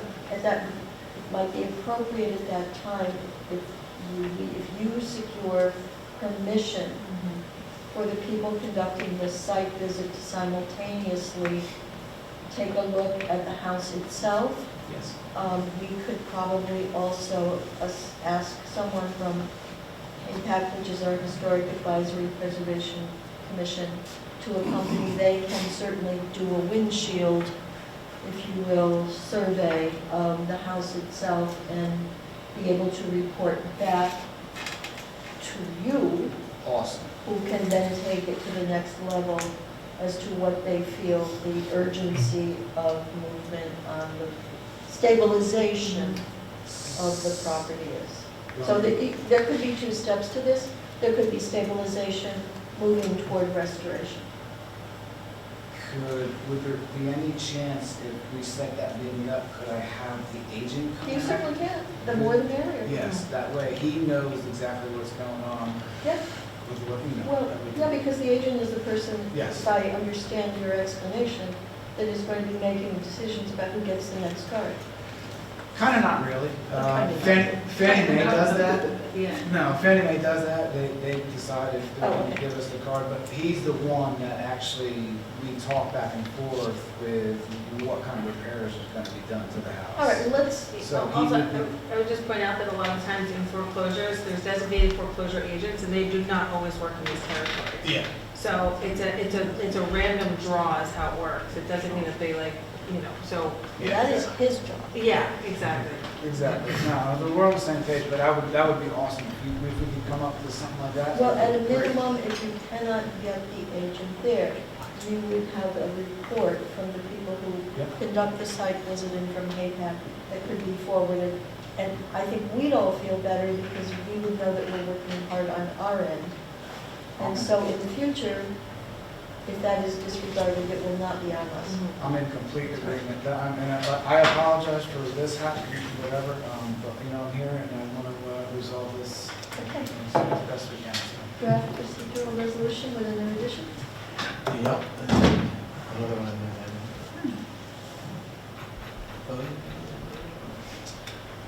there. Draft procedure resolution for the board's consideration for Brink's site plan approval in chapter 125 for roof replacement on the garage and replacement of stairs in the garage at 5834 Route 9. Accepting the application as supporting documents is adequate for initiating further review, clarifying the actions type 2 under seeker, scheduling the public hearing for March 18th at 6:05 p.m. We will be sending this to the CAB, HAPAC, and Dutchess County for review, and we need these two planning board members to do a review. I also will add into that if you can get permission, we would like to take a look at the house. I would just ask that whoever does the site visit to actually invite Brian Tam, the zoning administrator, to go with you, because he will be integrally involved in this discussion. I think he'd like to have access to the site as well. I have full access to the house whenever you want. Oh, okay. It's, you know, Then we have, I guess, We're just last gonna meeting. ask you to put something in writing that authorizes it, because right now. There is an authorization that we have that's in But there. does it authorize us to go in the house? Yeah, we have authorized, we're, when we get the house, when we get one of these properties, Yeah. we are, like, they give us an authorization for, like, we're the owner, basically. Okay. So like, that's Okay, the. as long as, The whole Yeah. the whole plot, the whole. Yes, yeah, yeah. all right. So we'll have, once they're drawn up, we'll have the minutes reflect that you have conveyed to us that you have the authority to Yeah. authorize, you know, I do. ability to authorize us to go in. Okay, Yep, no problem. all right. Who would like to go? I will. Not everybody's gonna catch I it. know, I was like, maybe Greg, and, It's a pretty interesting house. It's not- Yeah, no, I'm eager to see it. would you let me know when you schedule the site visit? Yes. Sure. And I will probably join you. May I have a motion? So moved. Second? Second. All those in favor? Aye. Opposed, abstention, motion carries. No. Thanks so much. Thank you, guys. Does this also get referred to CAB or just to APAC? No, it's going to CAB, and he's not going to touch it. I have a quick question. Do I need to do anything right You now? just, Like, we'll be in touch with you to schedule the site visit. Somebody from here will reach out to you to coordinate the site visit. Mhm. Awesome, thanks. Thank you for your transparency. It's much appreciated. Yeah, I tried. Okay. It's nice to see you're still on the job. Yeah, yeah, I'm here. All right, so we're now past 6:15 and moving into the I'm off to Long Island tomorrow, so. All right, good luck. Drive carefully. Thanks, guys. Have a good one. We have 2 public hearings this evening, one of which you've already heard is going to be continued, so. The next is David Pisacreta, 443 Wittenberg Road, site plan special use permit for the construction of a porch. Yep. Sure.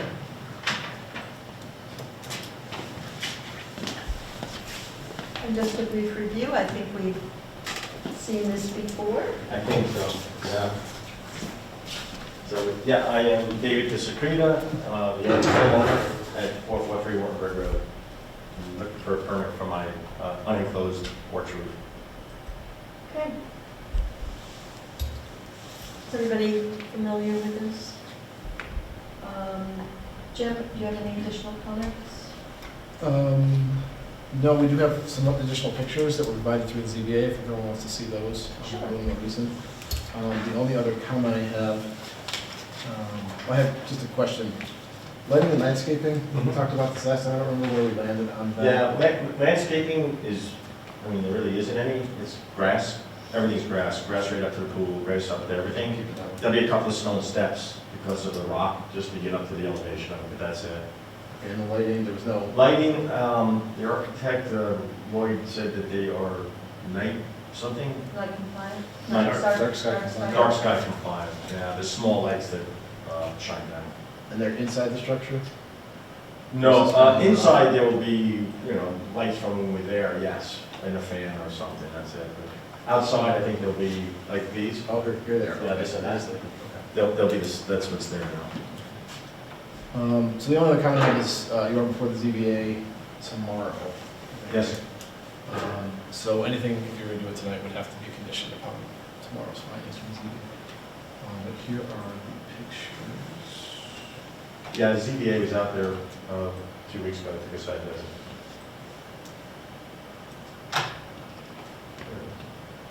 So that's the front of the house, and back, and this would be it.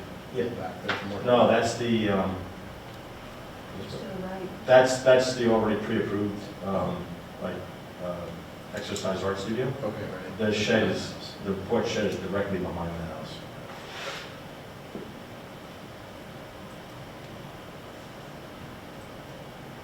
It'll be right there.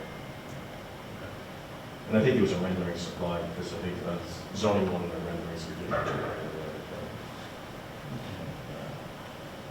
think we get the, we do have the location.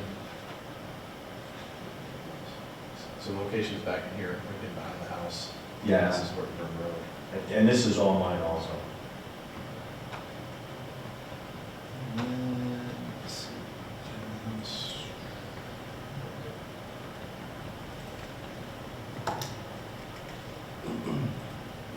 there's the graphic showing it's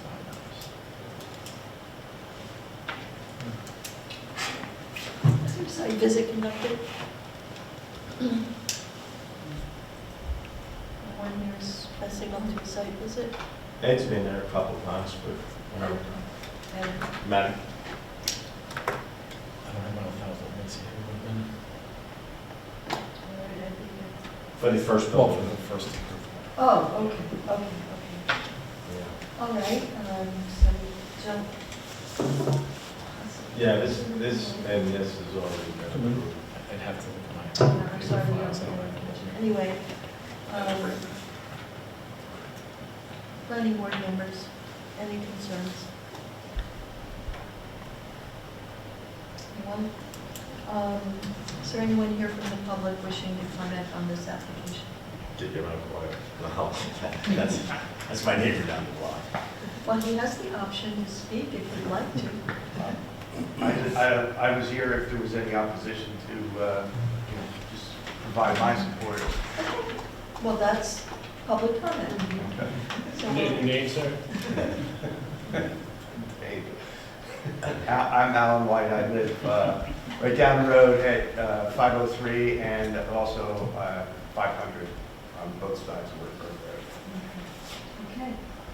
but not simultaneously. If there are no other public comments, could I have a motion to close the public hearing? So moved. Thank you. And a second? Thank you. Then all those in favor? Aye. Any abstentions? All right, Jim, you have a draft procedural resolution.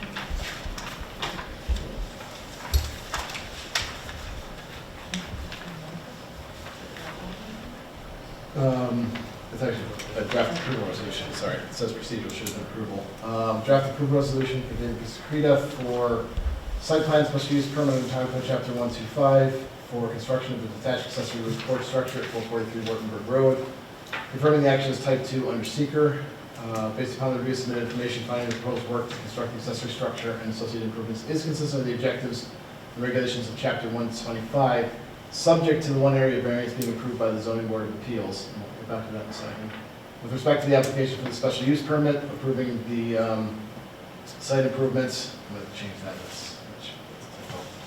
Finding the work and intended use to be consistent with the general standards for special use permits and granting the special use permit conditioned upon site plan approval. With respect to site plan approval, finding the work to be consistent with Town Code Chapter 125 and authorizing the planning board chair to stamp and sign the site plan subject to the 3 conditions below. The only item I wanted to mention when we say it's subject to the area variance by the Zoning Board of Appeals. If we do a conditional approval, we say this every time, if we do a conditional approval and you don't get approval from the ZBA tomorrow night, or they make a significant change to your variance request, you would have to come back and reapply to the planning board. So there is called a slight risk if something were to happen. I'll commit suicide.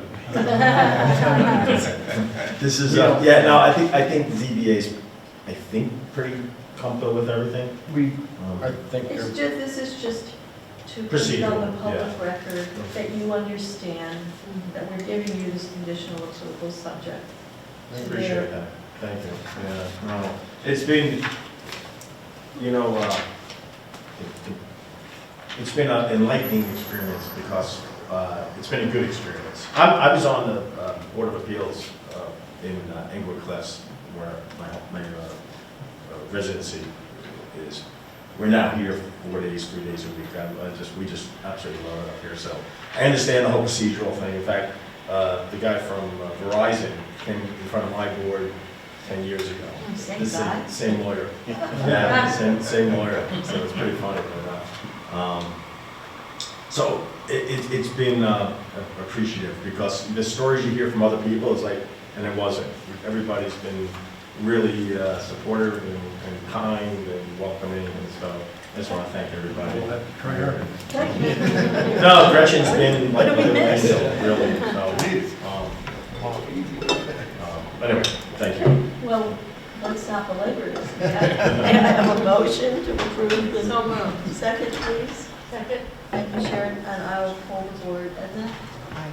Craig? Aye. Sean? Aye. Sharon? Aye. Denise? Aye. And I vote aye. Thank you so much.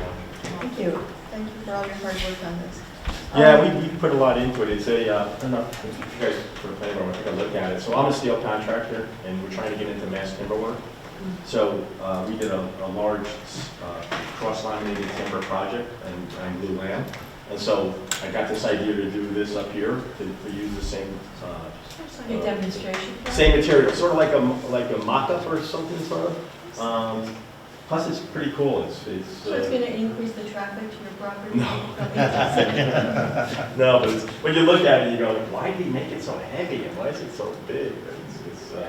It's just that CLT structure that we use. I think you're going to see a lot more of it in the future on homes and stuff. It's kind of a real carbon. That's why. Yeah. Okay, thank you. Good luck with your project. Enjoy your pool all summer. Oh, thanks. The last public hearing scheduled for this evening was Wireless Edge Verizon. This is a public hearing on the previous application, you will recall. 3866 Route 9G, site plan special use permit for cell tower. Mr. Bodioso indicated his desire to continue this public hearing. So, can I have this one? I move we continue the public hearing. Thank you. Second, please. Second, Sean. All those in favor? Aye. Opposed? Abstention? The motion carries. March 18th. Huh? March 18th. March 18th, yes. That's what May I have a motion to adjourn? One second. Nope, not yet. Not yet, sorry. Oh, Can I just one question about Wireless Edge? They keep two applications in, mainly because if the one doesn't go through with Rugies, they have something still in the fire. What's I mean, they keep the second application and the first application, just in case something goes wrong with Rugies, they still have the started application, is that the idea? It would appear to be that way, but it is two separate applications, and there's nothing against doing two separate applications. So even they though- can just keep doing it? Thank you. Okay. Well, I'll comment later. Okay. I'm sorry, I was Legally, there's nothing looking, against two separate applications. I was looking at the agenda and my agenda said adjournment. It does, because there are two items that need to be added, that I should have mentioned at the beginning, I don't think anyone's going to comment on, that do need to be added, that are in the memo. There was a ZBA referral, it just didn't make it onto the agenda, I did talk to Gretchen. ZBA referral from Wireless Edge Rugies that we had discussed at the last meeting and told the ZBA we wanted a little more time to think about until we saw the application, which is before us today. And then there's also a town board referral on the noise ordinance from the town board. I think let's review that one. So the first one is Wireless Edge Rugies, Route 9G. This is the Rugies site. ZBA is looking for comments that anyone might have regarding the proposal for a variance on that site, which is going to be pretty significant. I guess that they're going to measure the height from the 35-foot maximum building height to the height of the pole, so it's going to be a 165-foot variance. That's how they decided that I believe they decided they're going to measure the height variance. Regardless, it's a variance to put in a 200-foot monopole on the site, because it's above the tree line. So we talked about it before, we had the proposal today, or the presentation today. Don't know what you'd like to do in terms of a referral on that, if we're ready to do so. I have a question. We have consultants who are going to opine on this, right? And one of the things that was going to be done on the last application was some analysis to show what coverage would be at various heights. Is that still something that's likely to happen? I don't know. I haven't been talking with them, so I don't know. Because if it is going to, I would think it would be of interest to the ZBA. Yeah, absolutely.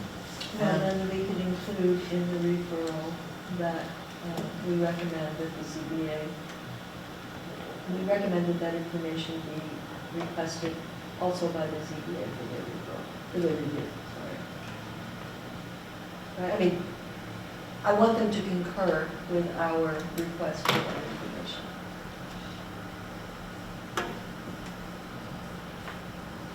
And this would be for visualizations. I'm sorry? For visualizations, different heights. No, I think it was, Was it coverage? it was coverage.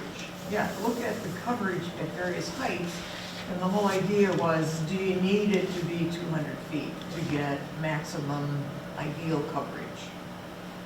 And that was one of the things that the RF consultant got into depth, that Originally, yeah, for the at first this frequency, location. you get this amount of coverage, and then, trading that off on the different Right. transmitters kind of impacts the necessity to go to such a great height. So our referral could Reference that. reference that and say that we feel it's important for the overall review. And John is usually at the ZBA meetings, right? Yes. John or Kim. But they should know whether this has been ordered. Anyone else? I was quite impressed of how little you could see on the pictures. I'd just like to put on record, I can understand the request for the height just because they want the most, and if they're gonna put another carrier on there, they're gonna want more, and, so it's, but I was quite impressed with the difference of lack of seeing it, compared to the, I know we're only talking about this application, but previously it was quite noticeable.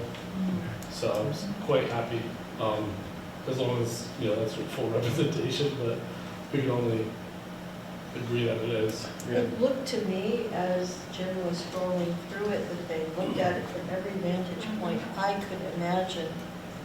Four brothers and going up by the stone church and all around. So it looked to me like they really did the circumference of the project area. And it may be that when that information is provided to George Janes, his review might be substantially less intensive than it was the first time around, but we won't know until we've made that referral. Okay, so Jim, you want to? They're on for a public hearing tomorrow with the ZBA, which means this will be their second meeting, right? First one would be the new application, so this will be at least their second meeting with the ZBA. Typically, they do at least 3. They may do more. Right, are you able to send this to them before the meeting tomorrow? I'm gonna have to. Okay, Whenever we decide to say, I'm gonna have to write this up first thing tomorrow morning and get it to Karen. Okay, do you want to give us what we are? Okay, so you can agree or disagree with whateve so far, but I did put something together, based on at least what I've heard so far, essentially saying that the planning board has found that the requested variance for providing for significantly higher monopole than what is permitted by code is consistent with the board and town's desire to place the equipment in the ORP. Through a straw poll, the planning board members conducted at the November meeting, the board overwhelmingly agreed the ORP is a more suitable location for a potential tower than the other proposal, also before the planning board by this applicant for the middle, we'll call it the Middle Road 9G site. And then finally, based on the information submitted, the location and height of a 200-foot ground monopole in the ORP zoning district is whatever, as compared to the 150-foot tower in the RC5 zoning district along 9G. I'm putting in the comparison because I do think it matters. I think it helps tell the story of which one you think. You want to say is or appears to be something like? Well, it's whatever you'd like to say, and then saying something effective, the application for height variance does or does not create planning environmental concerns. It's really up to you how you want to kind of word. I think I'm pretty comfortable with the first paragraph that we all agree the ORP is a better place for it. Didn't talk about the height per se. The second one is where we get into the details about the height of it. Is this functionally equivalent to accepting the application? No, absolutely not. This is just talking about planning and environmental issues as it relates to the variance itself, which is for the height. It has nothing to do with whether you think it's. But it's very important. That's a significant part of the consideration. Absolutely. Is the height of the tower, and I don't feel like I've had an adequate opportunity to fully review the impact. I agree with Sean that from what I've seen, it seems like it's much less visible, even though it's much higher above the ground. And there are a number of factors that are driving that. But before I say, oh, it's okay for them to go up to 200 feet, I would want to know if, as Edna points out, maybe they can get 95% of that benefit with a tower that's 40 foot. Aren't you saying smaller. pretty much the same thing in 2 that you say in 1? How different is, you're saying Is the ORP is a more suitable location. Right, I was just talking about That's a how- safe statement. Right, essentially the first one is just saying that a higher monopole was permitted by code in the ORP is where it's a more suitable location than a monopole that's higher than, I didn't say it that way in here, but essentially, they need a variance at either site. And we're just saying that a variance at this site, in theory, on the ORP is more suitable than the one at 9G. We're not talking about the Yeah. height itself. The second item went into the height itself. Well, rather than go into that, why don't we go into what we just talked about, which is more specific to getting the information back that we're looking for from George James and others. Maybe if we proposed it, whereas if it was a significant, I don't think we're gonna see a significant difference in height without a significant drop in service. I think that's my opinion. Right. Other than that, Right. but I think if we could maybe word it to a point of, is if we can reduce the height of the tower without a significant impact of coverage, then we would suggest that. But I don't think that's necessarily gonna be the outcome, but. We can be saying we would like them we to would- take we into would like them to- consideration. Maybe I don't know if that's that's comfortable with you, Craig, or I know based on your comments, if we could say, we'd like them to investigate if that's an option. Yeah. And if it's not, then we're comfortable that we are, Right. yeah. Because I wholeheartedly agree that this is a much better siting for that tower than the previous site. Right. Without question.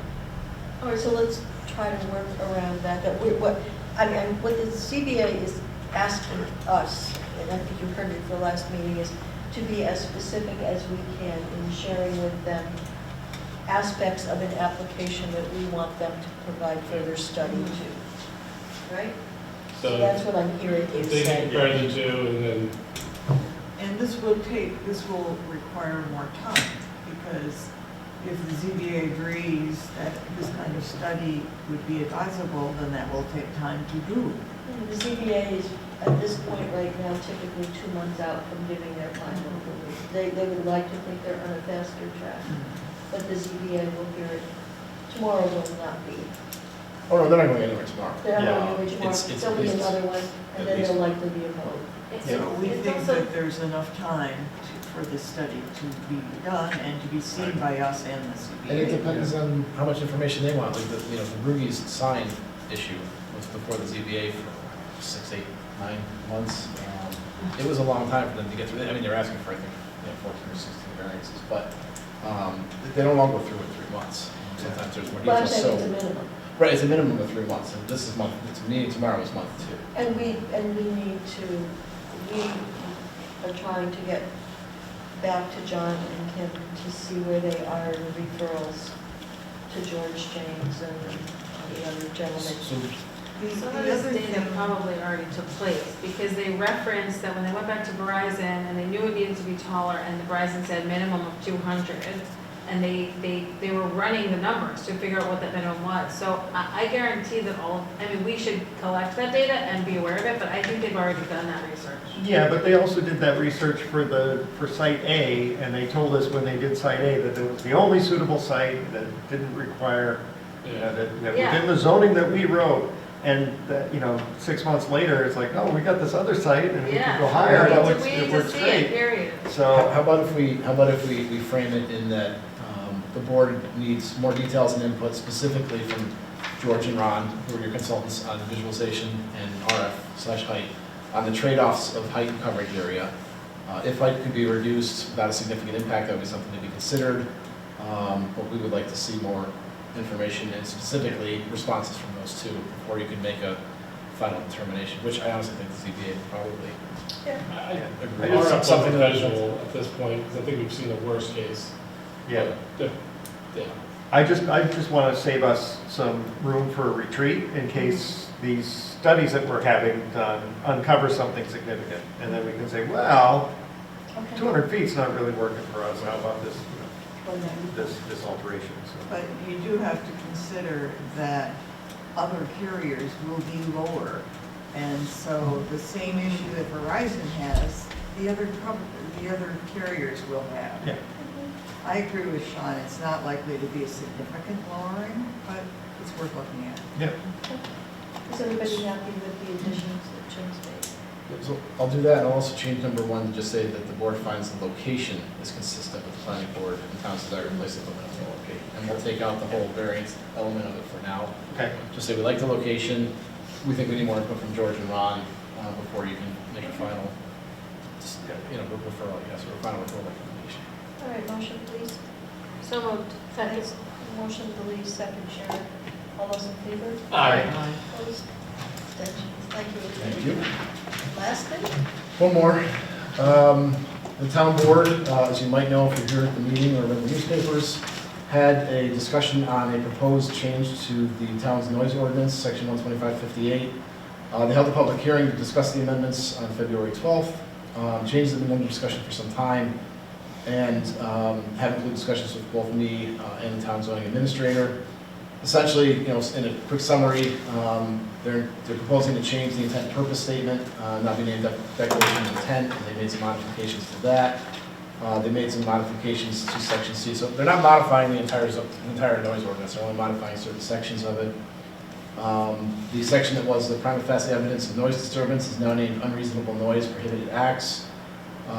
Section D has been revised to remove requirements related to sounds from domestic power equipment.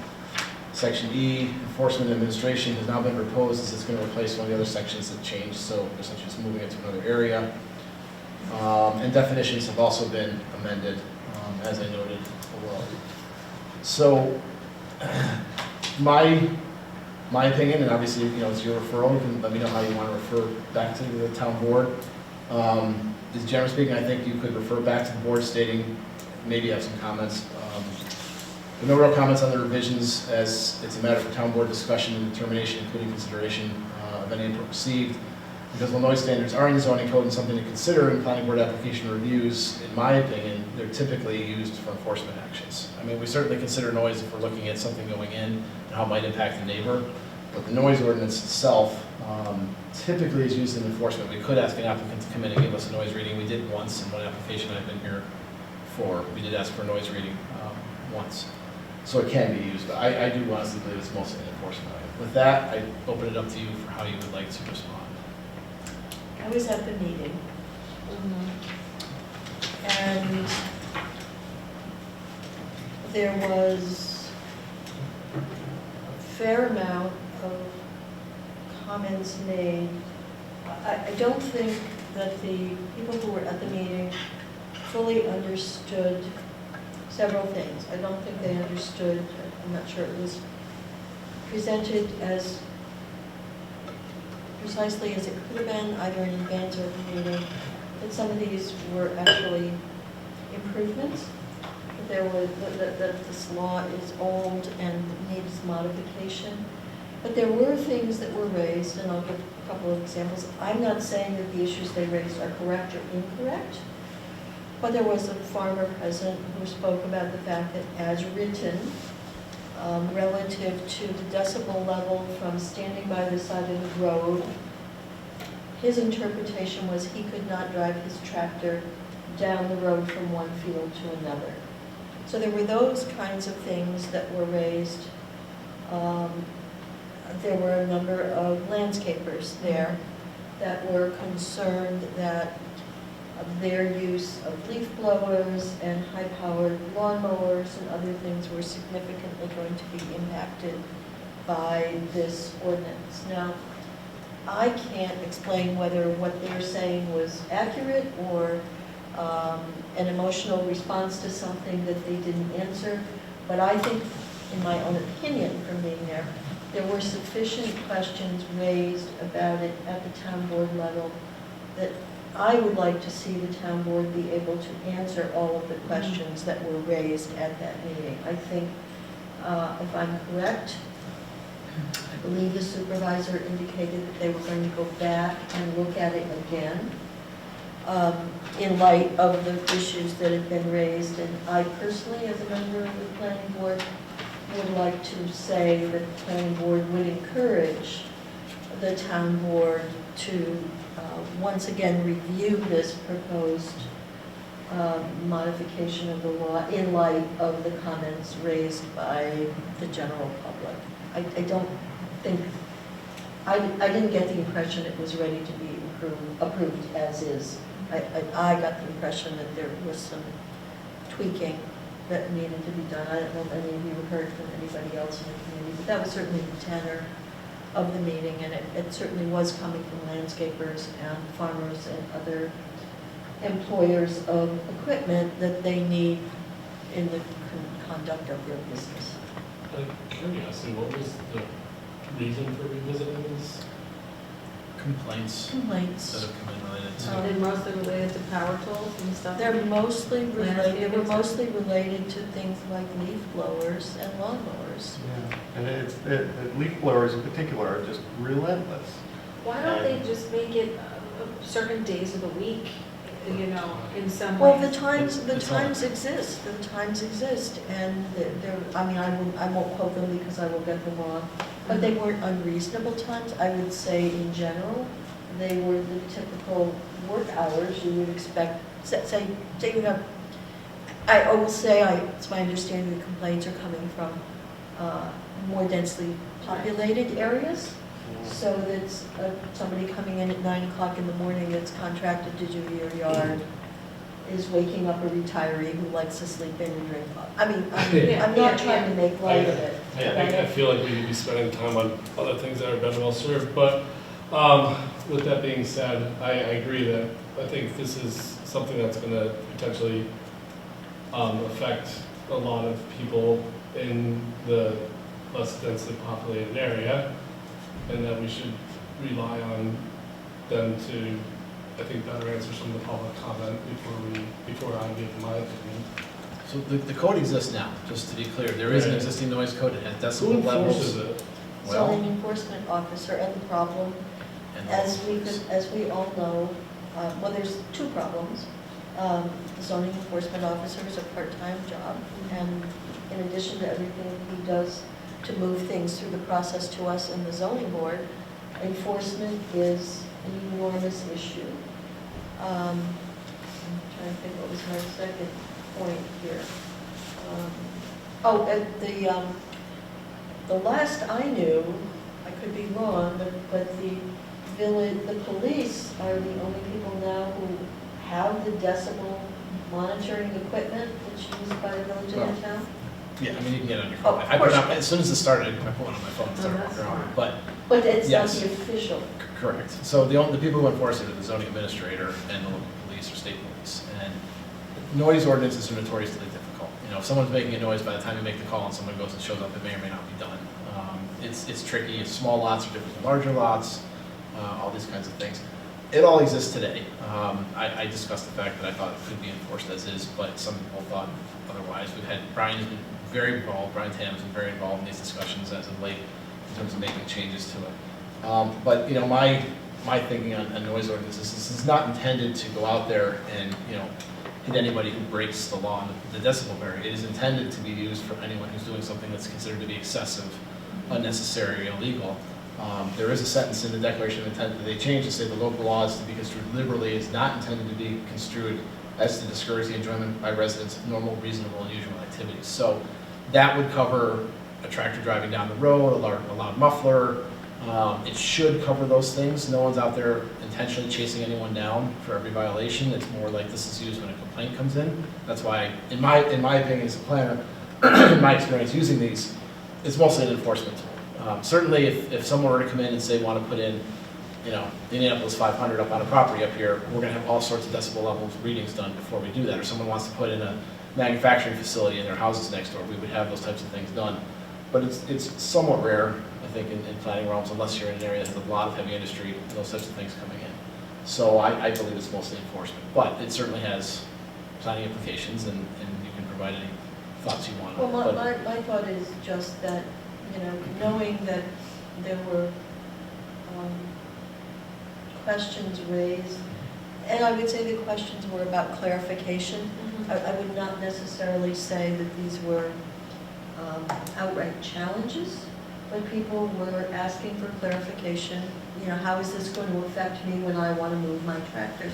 And there seemed to be an agreement on the part of Elizabeth and town board members that they would come back with answers to those questions of clarification. So my point in referring it back to them is simply that you know, the planning board encourages them to provide responses to the issues raised by the public at the public hearing at the town board level. I know that we had procedure done at the park that was hydrovac. So instead of digging a trench with a backhoe, they back a big truck up that's got a snorkel on it, and they spray water down in the trench, and they suck the slurry up with this, and it's just unbelievably loud. And there's no way to make it not loud just because of the way the thing functions. A similar thing with pumping out septic tanks and that sort of thing. It's an inherently noisy thing, but it's momentary, it's not a constant drone.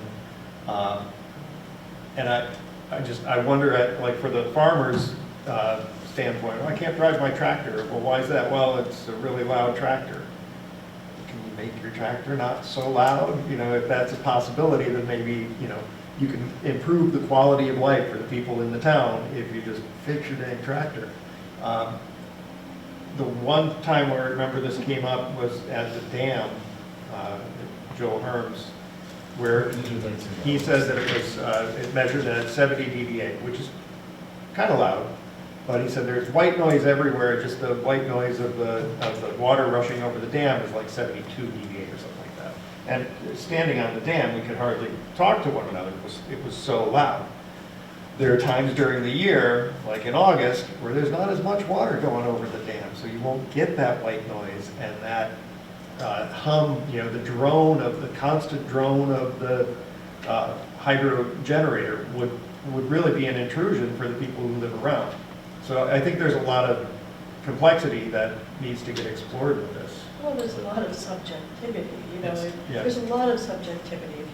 If you're in your house in the summer and your house is air conditioned and your windows are closed, it's a different level with the leaf blowers than it is if you have all your windows open. And so, I mean, those are part of the reasons why they're hard to enforce. What if someone's building a house next door to someone?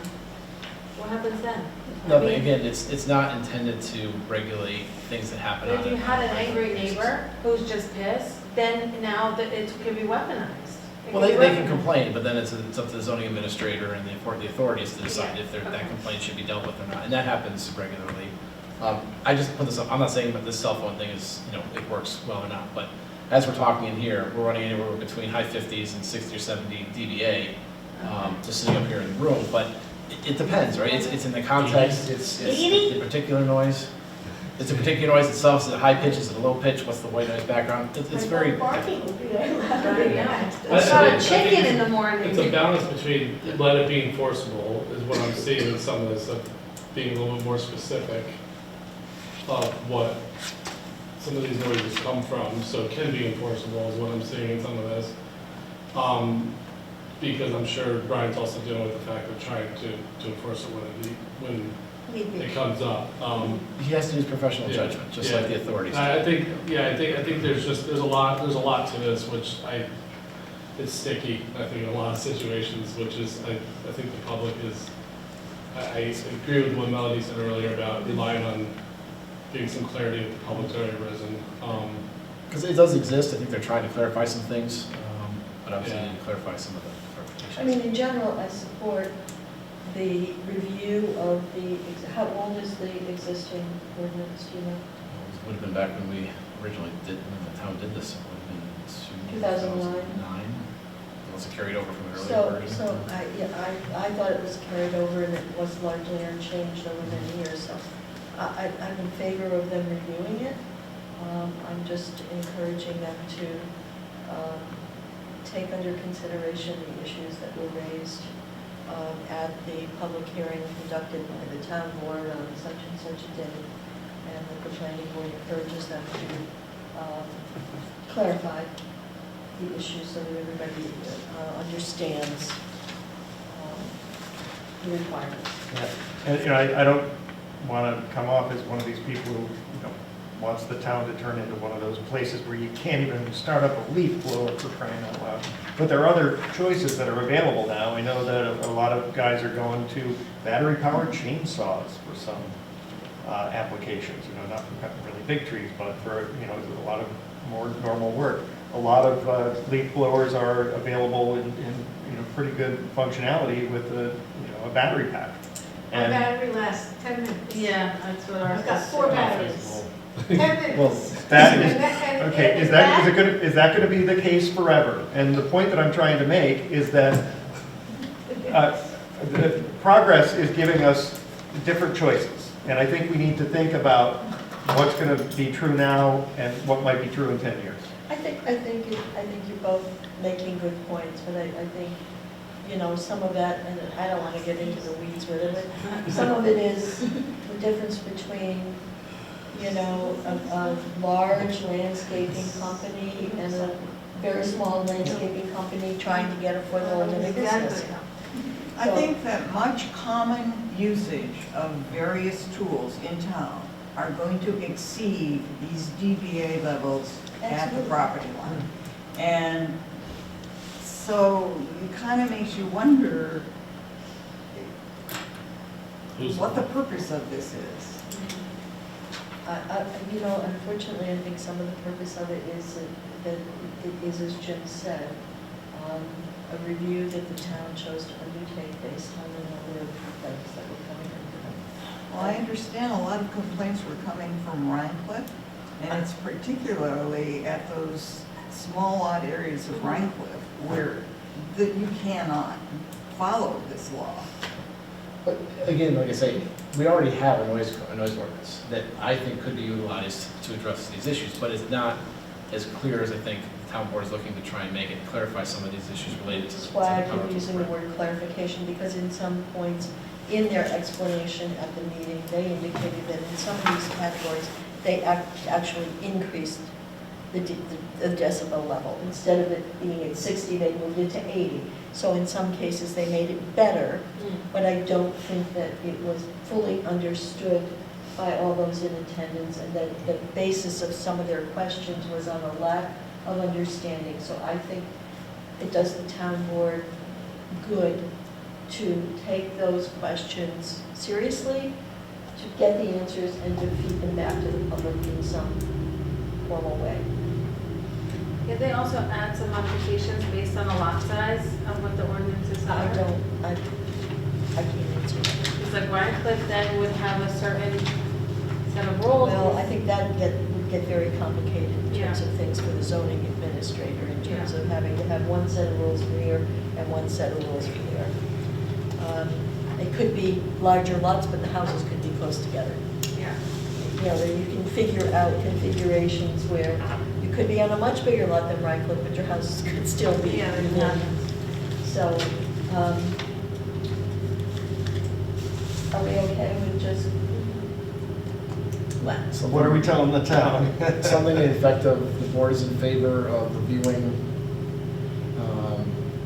and considering needed updates and revisions. Would encourage them to look at the modifications in light of the comments raised by the public on February 12th.